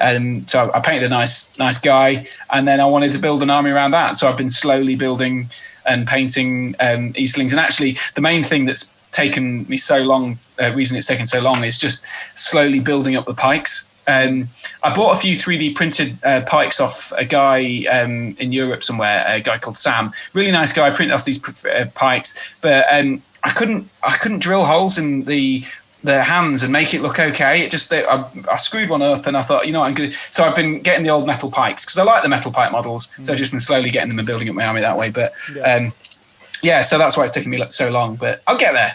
Yeah. But by the time everyone's using them, I'll have finished, hopefully, or maybe a bit earlier.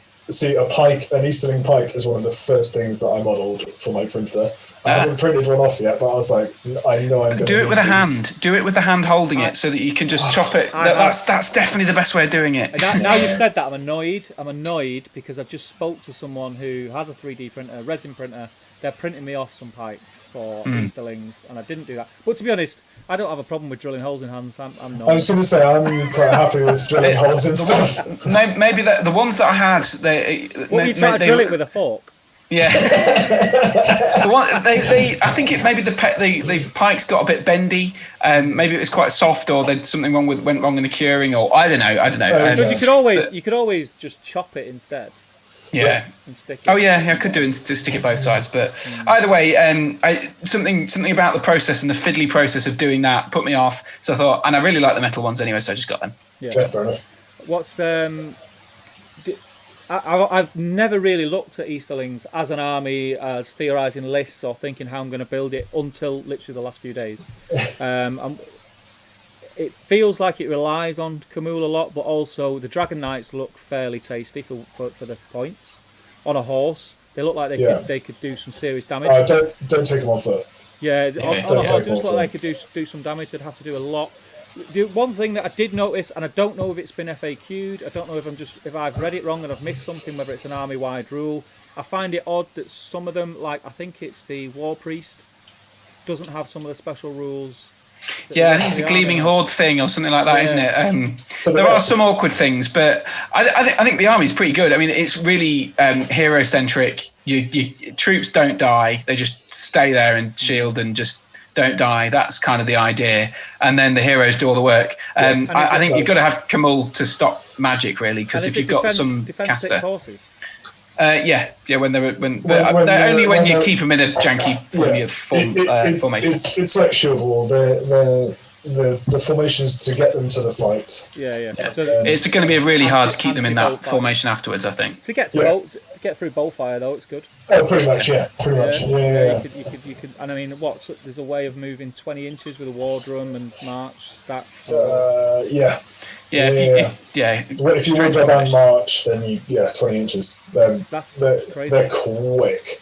Yeah, they can be really quick. I think I would have much more liked them if the Cataphracts had an option for a lance. I think that would have been really nice. Or a war spear even, or something. I've made some with axes. I was going to say that. More for fun. The Green Dragon podcast mentioned it, and I thought, actually, that's a good idea. So I did that, and then they're all a bit fiddly, and they don't look great because they were all 3D printed, and I didn't do a very good job of it. But so they're all right. But I think more just for looks. It looks nice to have a few that have axes instead. So when you get the axe, you just pierce in striking basically. Yeah, if you need to, if you get you up to that shrink 4, because they're quite high defense. So, but I think it's probably too risky most of the time. But it'll be all right. Yeah. The issue is fight 3 cavalry. Yeah. If you've got black dragons though, then they get super expensive. They're almost the same cost as Rivendell Knight. 2 points to. Yeah, 2 points for that, and then it's an extra. Courage, is it? Yeah, it takes me up to about 16 points, I think. Yeah, and like that's not far off of Rivendell Knight, and they're just so much better. So, for that many points, but no, I think that the army's good, and I really hope these new profiles add something completely different. That means that you've got something that just, I don't know, it'd be nice to have some kind of resistant to magic guy that just means that you can sneak some people in or fearless people to wrap around the edges to get stuff. That kind of thing, maybe something like that. I don't know. I can see them being assassins basically. I was going to say, what do we think they are? They're obviously going to be elites. They look like they're going to come in a 3-pack. They're going to be Forge World, are we thinking? Probably, yeah. Huskar-esque kind of pack is my thought. I mean, my immediate thought was a hero, to be honest. When I saw it, I thought, oh, that'll be cool. Like there's some I can't remember the Eastern King or something like the Silent King or whatever it's called. Dragon Emperor. That's it, yeah. And I thought, oh, it'll be that and maybe some retinue.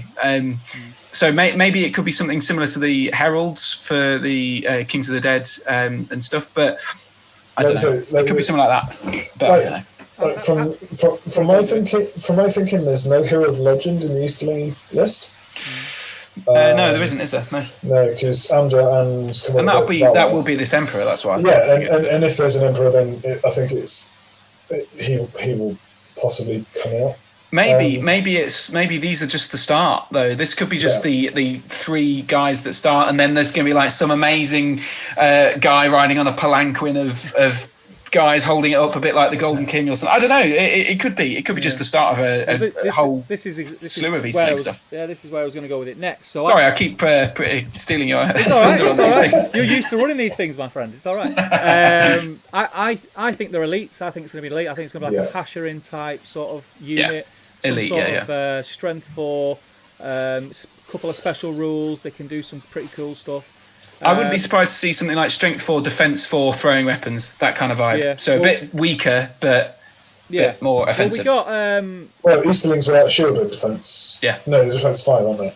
Yeah, something like that. Yeah. Well, a few people have been theorising the profile online. You guys pointed it out this morning that what was his name, Mr. Petit? Joe Pettit, I think it is. Joe Pettit.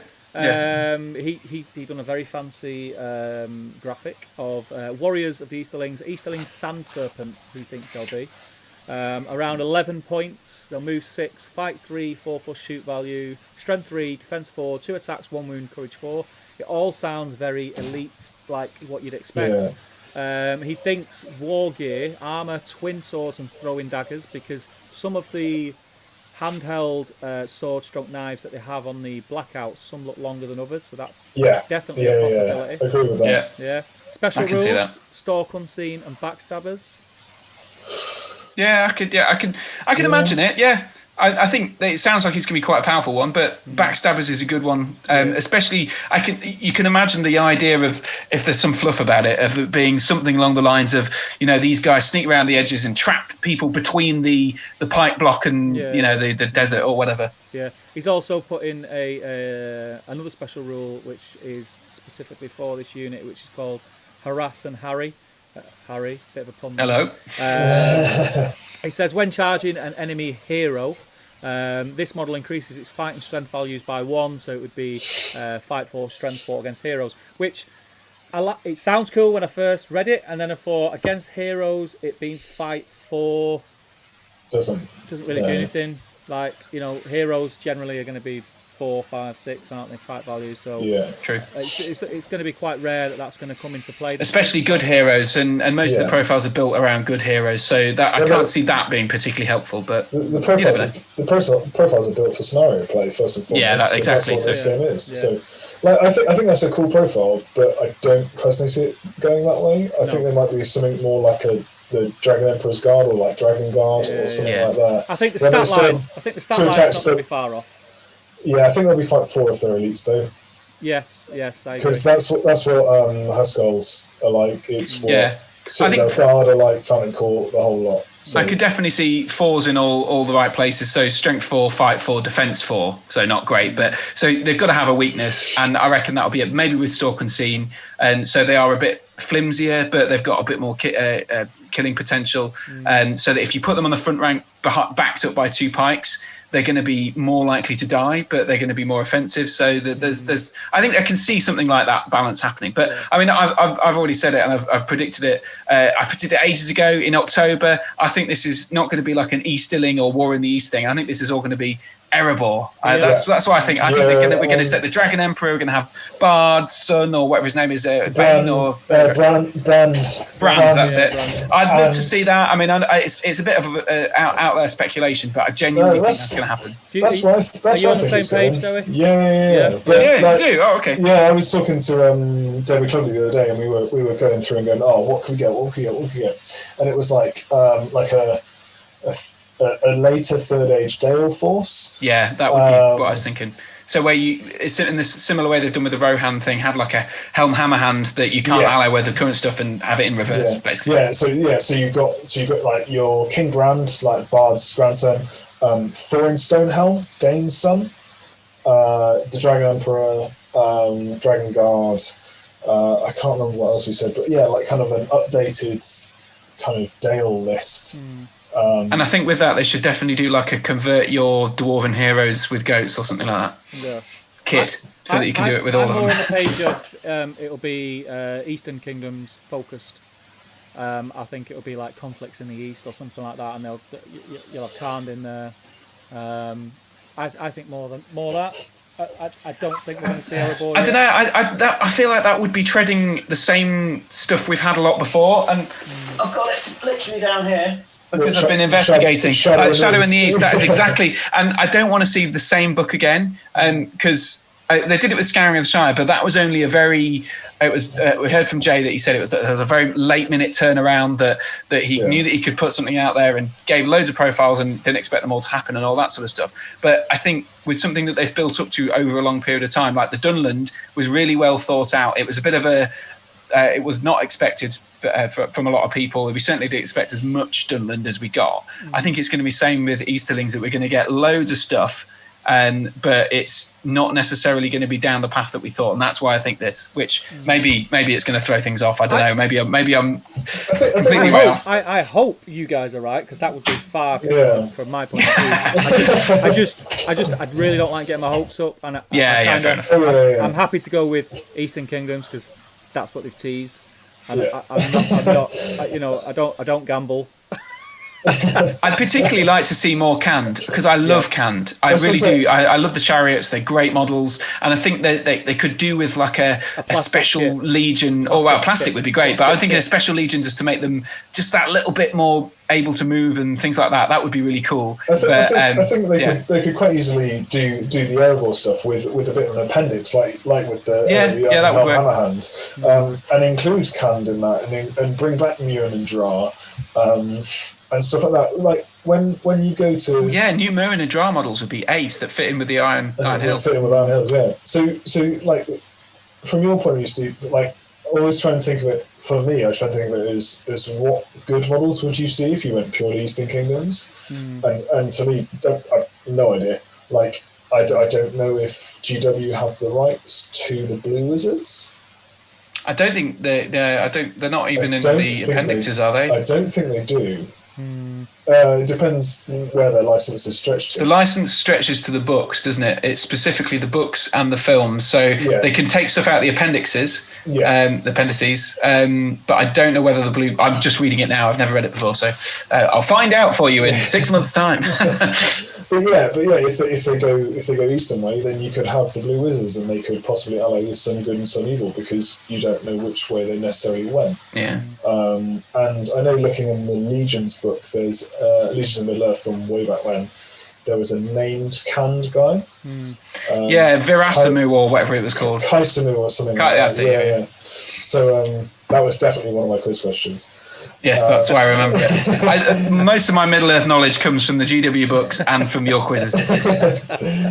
So it's that's why I think the Blue Wizards would be interesting. Loads of people have made profiles etc. for them.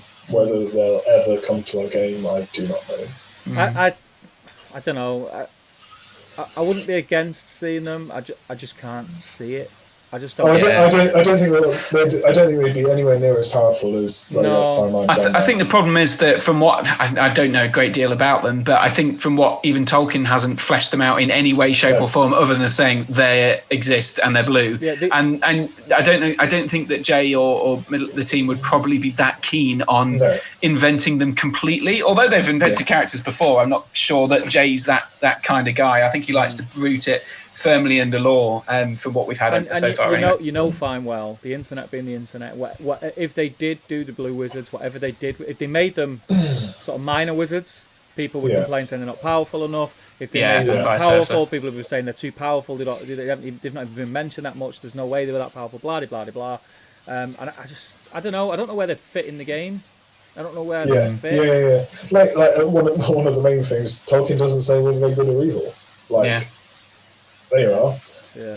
Here are some models that firmly sit on the fence. Civilian wizards. Yeah. We've got a couple of models that swap between good and evil in the game currently, but it's Thrain the Broken, and I think that's it. Gollum, you can have two different profiles for, I suppose. But like a single profile that swaps, I think Thrain the Broken is the one. I think there's a couple hobbits that you can have in either evil or good. But other than that, bring a Hobbit Warband, evil Hobbit Warband, can't you? Yes, you can. Yeah, it's Lotho and Ted Sunderland, I think. Yeah, for the two. Yeah,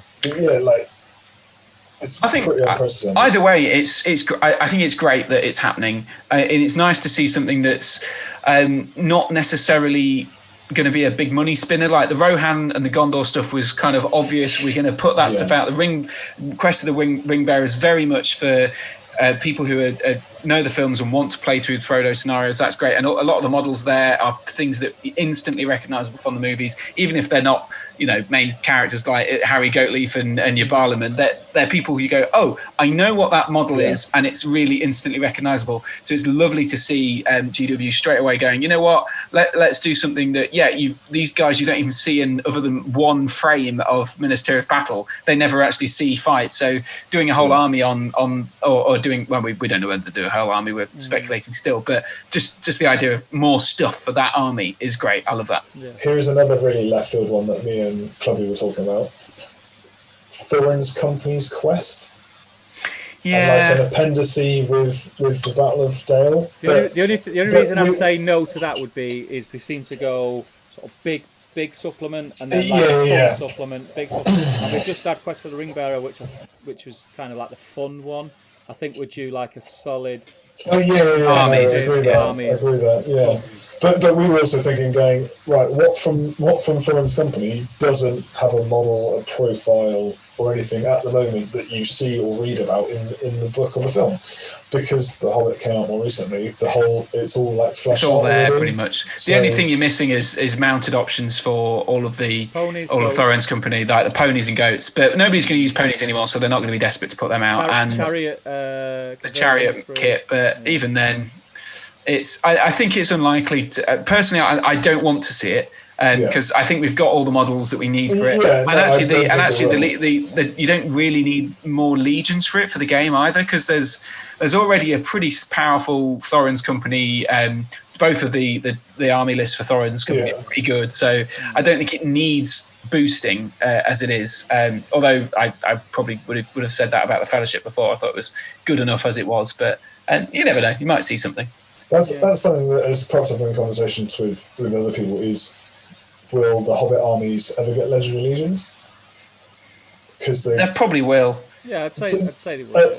At the moment, they might just be crap ones, though. Yeah, they kind of act like them already, and with the alliance matrix and everything, it's a bit like I don't see where a legion would fit in. But I think the way legendary legions are going, though, is that they are slowly increasing the power of most of the thematic armies that we see in the films. So if that.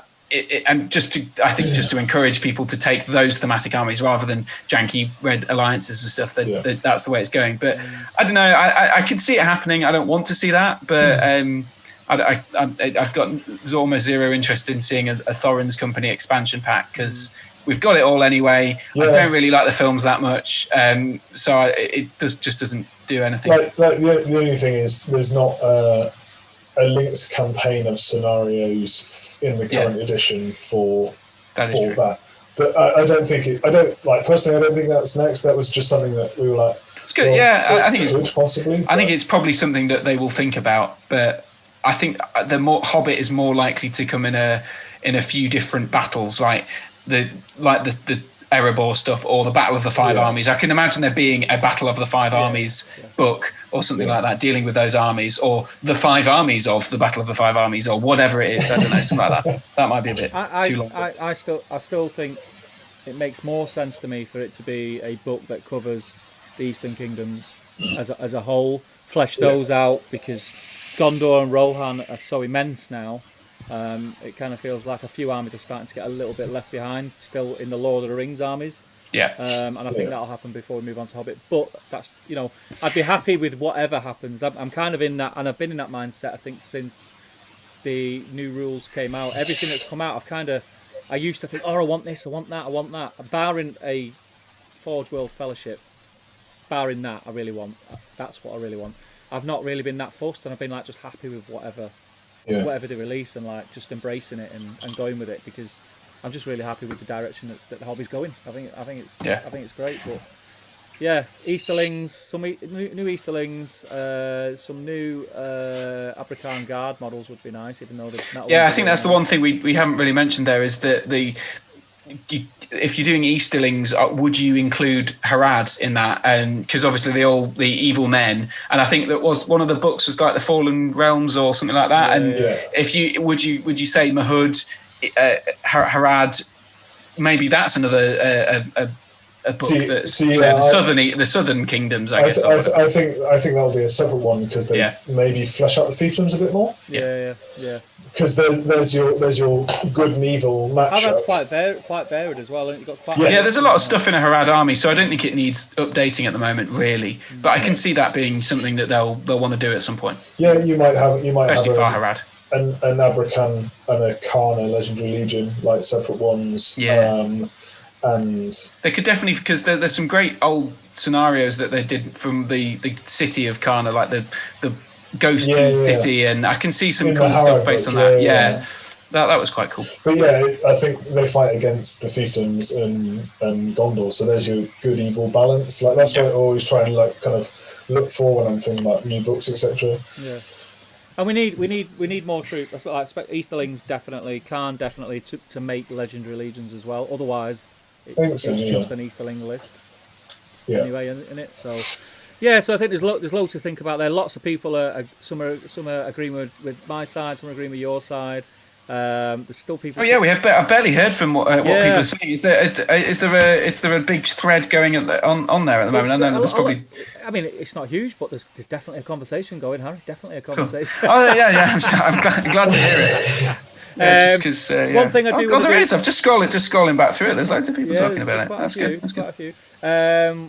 We're going to wrap up shortly, but I think before we do, I did put the post out. I meant to do it earlier. I meant to promo this show a lot more, and I've just been so busy. So I promise I'll do it more in future, and get questions prior to the stream with whatever guests we've got on. But Jasmine did post us a little question. I found it quite interesting because it's something that I've not really touched on ever in the game. Not that I've not been interested in it. It's just that it's always felt a bit like this game wasn't designed for it, but I know people think differently. And she asks, have you ever played a siege-specific scenario? If so, what was it? It's a quick answer for me is no.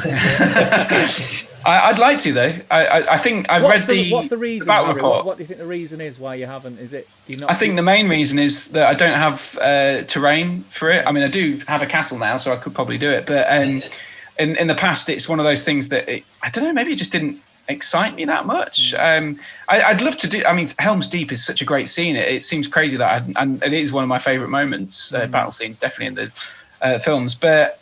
No, I don't know. Maybe it's just because it's got a load of extra stuff you have to learn. Yeah. There's loads of different. You have to plan a different way around, and you have to get someone. Yeah, and you have to prearrange it quite a lot with someone. Say, right, okay. So you've got this is how many points we're doing. You can have the siege ballista and the ladders, and it feels like it's a lot of effort. And I'm sure it'd be well worth doing. And I read the report that Rob and Jay did in the White Dwarf when the new Rohan book came out, and they did like a Dunland siege of Edoras, which was really good. I really enjoyed reading that. I'd like to see more videos of that sort of stuff actually. I know Lockie's got like something in the works with his Minas Tirith. He's been building about it feels 12, like for a year. So I'd love to see it, but I can't see myself desperately doing it because I just like the normal game as it is. Like I don't want to I think it looks really cool. To do any of that stuff. Yeah, just looks cool. So I think it looks really cool. I much prefer like you just playing on a nice looking 4x4 board. I think it'd be really difficult to make sure that it's a fair game. Yeah, there is that. Whether you're the attacker or the defender. Yeah, I think it'd be because you've got to do you've got to get an extra 20% or something of your troops, and 25% or something. I think. Yeah, I think it'd be really difficult, and I think, and even then, I think if you've got different boards with different castle walls set up in different ways, that's going to sway it one way or the other again. I think it's too hard to do. For a fun game, play Helm's Deep, great. Yeah, let's have it. Let's do it for fun, but. I don't think I'd ever consider putting on an event that's a siege event or anything like that. I think I've actually thought about doing a siege event or doing a siege game as part of an event or even like a precursor to an event just so that people can have a go at them.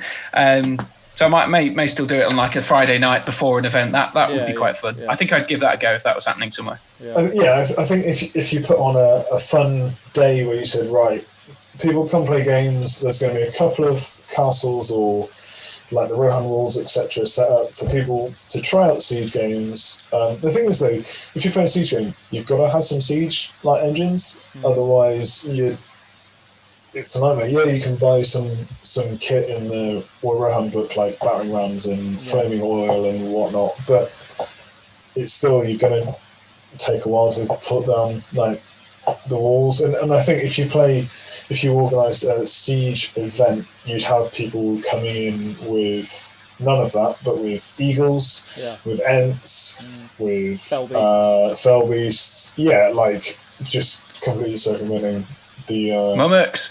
Yeah, exactly.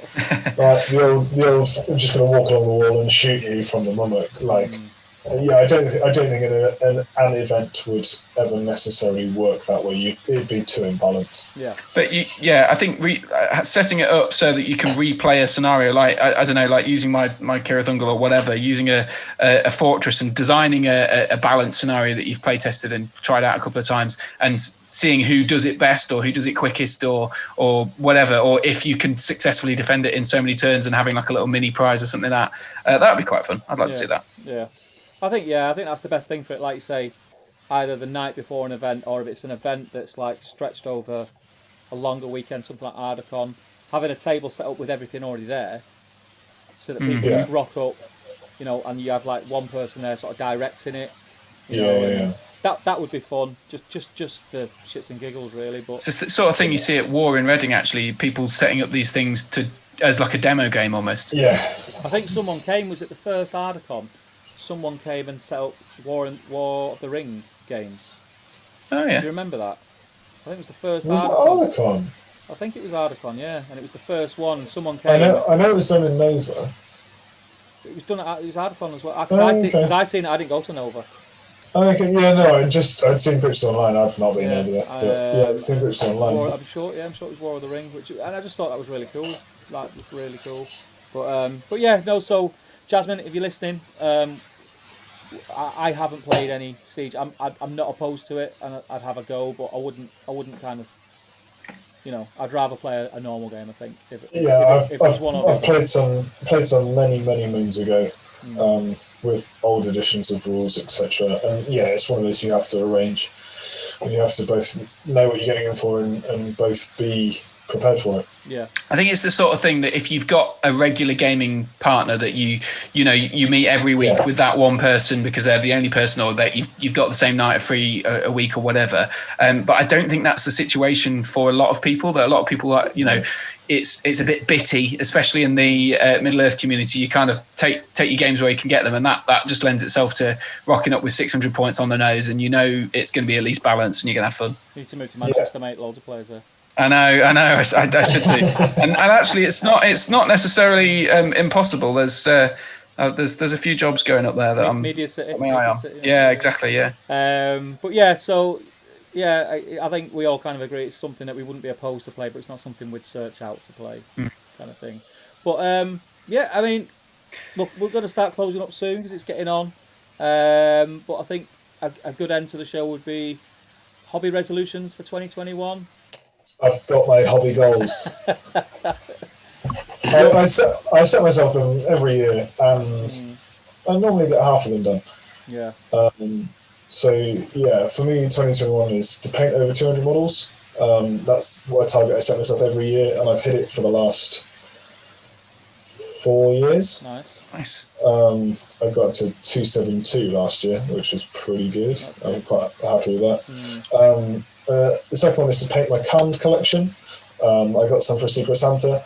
Oh, nice. So yeah, I've got like King on Chariot, 3 chariots, 7 horsemen, a chieftain on horse, 2 chieftain on foot, and about 15 guys on foot, maybe a bit more. Nice. I love canned. I've got loads of chariots. I know. I've seen you ride different all colours for each of them and all that sort of stuff. I really like. I've actually got a couple of horses that I got off a trade group a while back. I broke one of the ankles though, sadly. I was stripping them and I dropped it and it snapped. I'm really clumsy, it turns out. I don't think I said it all over the stream, but anyway, I'll say it now because I got a Thorin as a Secret Santa, SBG Santa, and he looks amazing. And then I dropped him on the painting handle just before we came on, and I lost the bottom of his boot. I've actually, during the course of the show, done his foot. I don't know whether you can see it now. Yeah, a bit of green stuff. Done a bit of green stuff, and it looks like it actually looks quite good. So that'll be done. But yeah, I'm really clumsy. Yeah. That's cool. Yeah. Then got a paint. Sorry, I interrupted. Didn't I? That's all right. Paint on my own Hills collection, which is quite large. It's just something that I'm kind of like, oh, cool. I want to try that. Paint all the terrain that I've currently got built. That'll never happen because you just keep getting it. You just keep getting more and more. Well, me getting a resin printer, I have. I don't know if you can see that, a little market stall with little potions and bits and pieces. Oh, that's cool. I like that. So yeah, I've got loads of files that I bought to do those. I've got stuff like my mate Sean's got 2 FDM printers, so he's constantly printing off terrain for us. So I've got some of that stuff to print, or to paint, sorry. And it's just, it's going to be a never-ending cycle, I think. To do more stuff with my airbrush is another one. I got myself a new airbrush for Christmas, like a not cheapy one. What did you go for? Harder & Steinbach Ultra, like the £90 when I was in, that kind of thing. Is that one you got? No, I've got a Harder & Steinbach. It's the... you got my thing's here, actually. Is it Infinity? Infinity, yeah. It's the Cult of Paint special edition okay. one. Oh, nice. Yeah, it's really... I love it. Yeah, I just want to... I've done loads of base coating and big things like Monarchs and Great Beasts and that kind of thing. I just want to do more precise stuff and try and get a bit better with that. And then finish Smaug. Yeah, that's a good objective. He's over there. I did really well when I bought Smaug. I did really well. I built him almost straight away, and then I painted him to a standard that we were going to use him in a battle report. Yeah. When he came out, I'm thinking, right, it's good enough to use on camera now, and I'll finish him at a later date. We never filmed the battle report, and he's just been sat on the shelf. I mean, he's all right. He just needs probably another 2 stages of final highlights and a bit of detailing. But yeah, mine.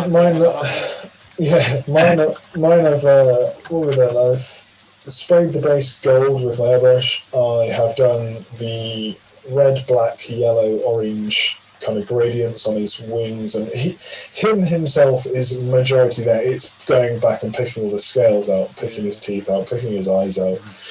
Like all the brushwork essentially needs doing. Get yourself the Artist Opus dry brushes, Series D. Okay. Highly recommend them. They're amazing. They're good, eh? They're amazing. I picked up cheapy makeup brushes from Wish, and they're really good. Well, that's what I used to use. For dry brushing, they're amazing. I used to use those. That's what I used to use, and then Artist Opus brought out these specific dry brush Series D brushes, and I was thinking to myself, how different can they be to these? And then I tried one and I was like, oh, that different, right, okay, fair enough. And then watch some of Byron's videos, the Artist Opus YouTube channel, on what he does, and it'll just blow your mind. It'll blow your mind. Cheers. But yeah, that's amazing. What about you, Harry? You got any more plans going forward for the year?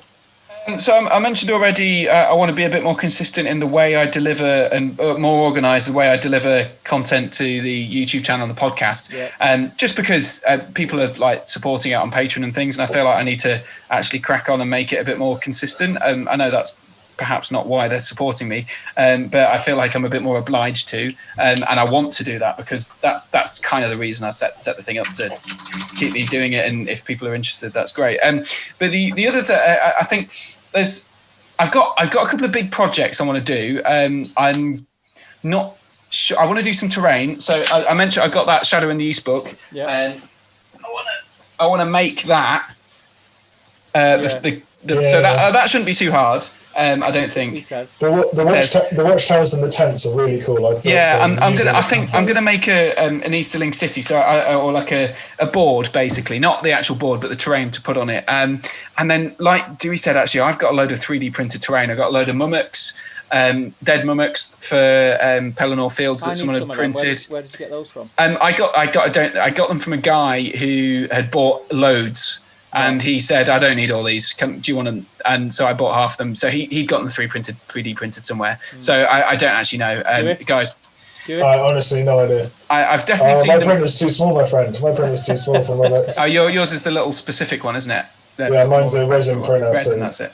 But yeah, so I'm going to paint up then, because I've got there's some hobbit holes in that box of 3D printed stuff. There's like a load of these big branchy log things that look like Fangorn and a load of that stuff. So it's like this big. The guy was just like, I've just bought 300 quid's worth of resin. And I don't need it all. I was like, why did you spend that much money on resin if you don't need it all? And then I said, what? And he said, well, do you want half of it? And I said, well, if you give it for me for 125 quid rather than 150, I'll have it. And then I did it. And so I've got it in the shed because I know I need terrain for I'm planning to expand my tournament, make it bigger. I'm going to need loads of terrain. Yeah. So I thought, right, I'll get it. And I just need to paint it. And I know I'm going to leave it till too late and I'm going to end up smashing it all out in the month before a tournament, something stupid like that. Before, my friend, so I don't want to do that, so I should get all that done. But also I finished my Easterlings, which are definitely on the cards. I finished my Rohan, which I've been building the Wildmen, the Druiden. I've got a normal Rohan army and the Wildmen, and now I just need a few of the Rohan heroes, like the Forge Wheel heroes, basically. So I've got them, and then the next project will be Gundabad. So I painted my Azog from the. I've seen that, nice. So he looks really nice. I'm quite happy with him actually. I don't think the face is as good as it could be, but I don't know whether that's my fault. The sculpt is really nice, but the nose is a bit dodgy, so you don't quite. It's quite flat faced, isn't it? Yeah, but it's a really nice model, and I love the sculpt. So I'm going to do my Gundabad after that. But as I mentioned earlier, I do have a stupid project that I want to do, and I'm not 100% sure whether I'm going to commit to it yet. So I'm not going to say it, because otherwise, if I say it, people will say you need to do that. So I would have definitely chosen. It's one of those things. It's like when Damien or whoever says, "Oh, what colour should I paint my Shire guys?" and everyone goes pink, and then you kind of committed to it. Then, so I'm not going to say it. I'm not going to say it until I'm definitely committing to it. But I think it's something that I would really like to do, and it's ridiculous and annoying, and it's going to be quite a lot of hard work. So that's the reason I'm not sure. But so I've got quite a lot of different things. But the main thing I think is definitely be more consistent with content and finish a few of the projects and try and avoid buying loads of new stuff, except the Ents, because I'm going to buy them. Yeah, mine's and they'll be easy to paint because I'll do them in a day or two, I think. I think mine's pretty similar. So a lot of my hobby now isn't just miniatures, it's YouTube, it's creating content. So this year I want to hone some stuff, sort of tidy up the way stuff goes out on the channel. I want everything to be more like fits together, so all my thumbnails to look similar. I've started doing that in the last few months. All my content, I really like your cartoon character thing. That's really good. Chris, a friend of the channel, Chris Hauker, done those. They're really nice. It's just you now, isn't it? It's just me now, Just me on my little lonesome. Because Jay does some stuff, but he's not doing as much, I guess, because of what he does. No, Jay's not on the channel anymore. No, that's what I mean. Yeah. It's just little old me. But so I want to try and sort of streamline things, the content a little bit. I'm starting to try different things. There's painting tutorials coming out. I've got the terrain top table terrain school series, which is starting. Hopefully get that first video out this month.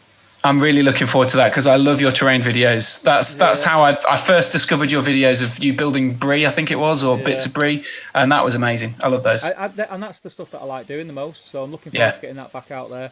And then as far as sort of painting and hobby goes, finish my Easterling army in time for the new Easterling stuff. And I also want to build a I think I'm going to skip Khan for now. But I do want to build my Harad army. I've got a huge amount of Harad models. So I'm going to go Eastern Kingdoms centric, unless something else cool drops. So you won't be doing Arrow then? pretty much. But that's why I'm kind of hoping it is an Eastern Kingdom book, and it sort of stays in that sort. Yeah, so that you don't have to stray too far away from what you've already started and just add things to it. Exactly. I think that's what's nice being in the position, and that I with the Rohan stuff that I mentioned, that I've got a Rohan army and it's all painted, and all I need to do is add these cool heroes, and that's going to be great fun, especially after I've painted loads and loads of red Easterlings. I'll be able to go, right, here's 4 heroes, greens and browns and all that. That's exactly sort of the way I'm thinking. But yeah, we'll see. We'll get you guys on again. I was going to say, more than happy to come back. It's been great. Yeah, maybe we'll be able to reflect on this at the end of 2021 and see. When we're like we've spent a year in lockdown after COVID, 21's come out, and we're like, oh fuck this. No, yeah, we'll definitely get his on. I mean, Harry's been on before. Yes, I have. Harry was on with Stu, so yeah, we'll definitely. Oh yeah. No, I remember that. We've been threatening for too long to get Dewi on, so it's great to have him on, and we'll 100% have him on again. But I think we'll wind it up there, guys. Thank you very much for joining me on this little ramble about our it's been great. game that we all enjoy. And thank you everybody who tuned in. I do apologise that we couldn't get into the chat more. But I think you'll probably agree it's a little bit more interesting if we do have conversations between us and not just read out every single comment that comes through. I'll try and get some sort of system in place where I can highlight certain comments like Harry does on his fancy streams. Yeah, StreamYard, get yourself on that. That's good. I can't pay for another thing monthly, man. No, I know, man. I pay too much for just stuff. So there is a way to do it on this that I use, but it's a bit fiddly. So I'll work it out, and we'll start doing more interactive stuff. But yeah, thank you everyone for joining us. Thank you, Dewi. Thank you, Harry. And we'll say goodbye. So goodbye everyone, and see you next time. Cheerio. See you later.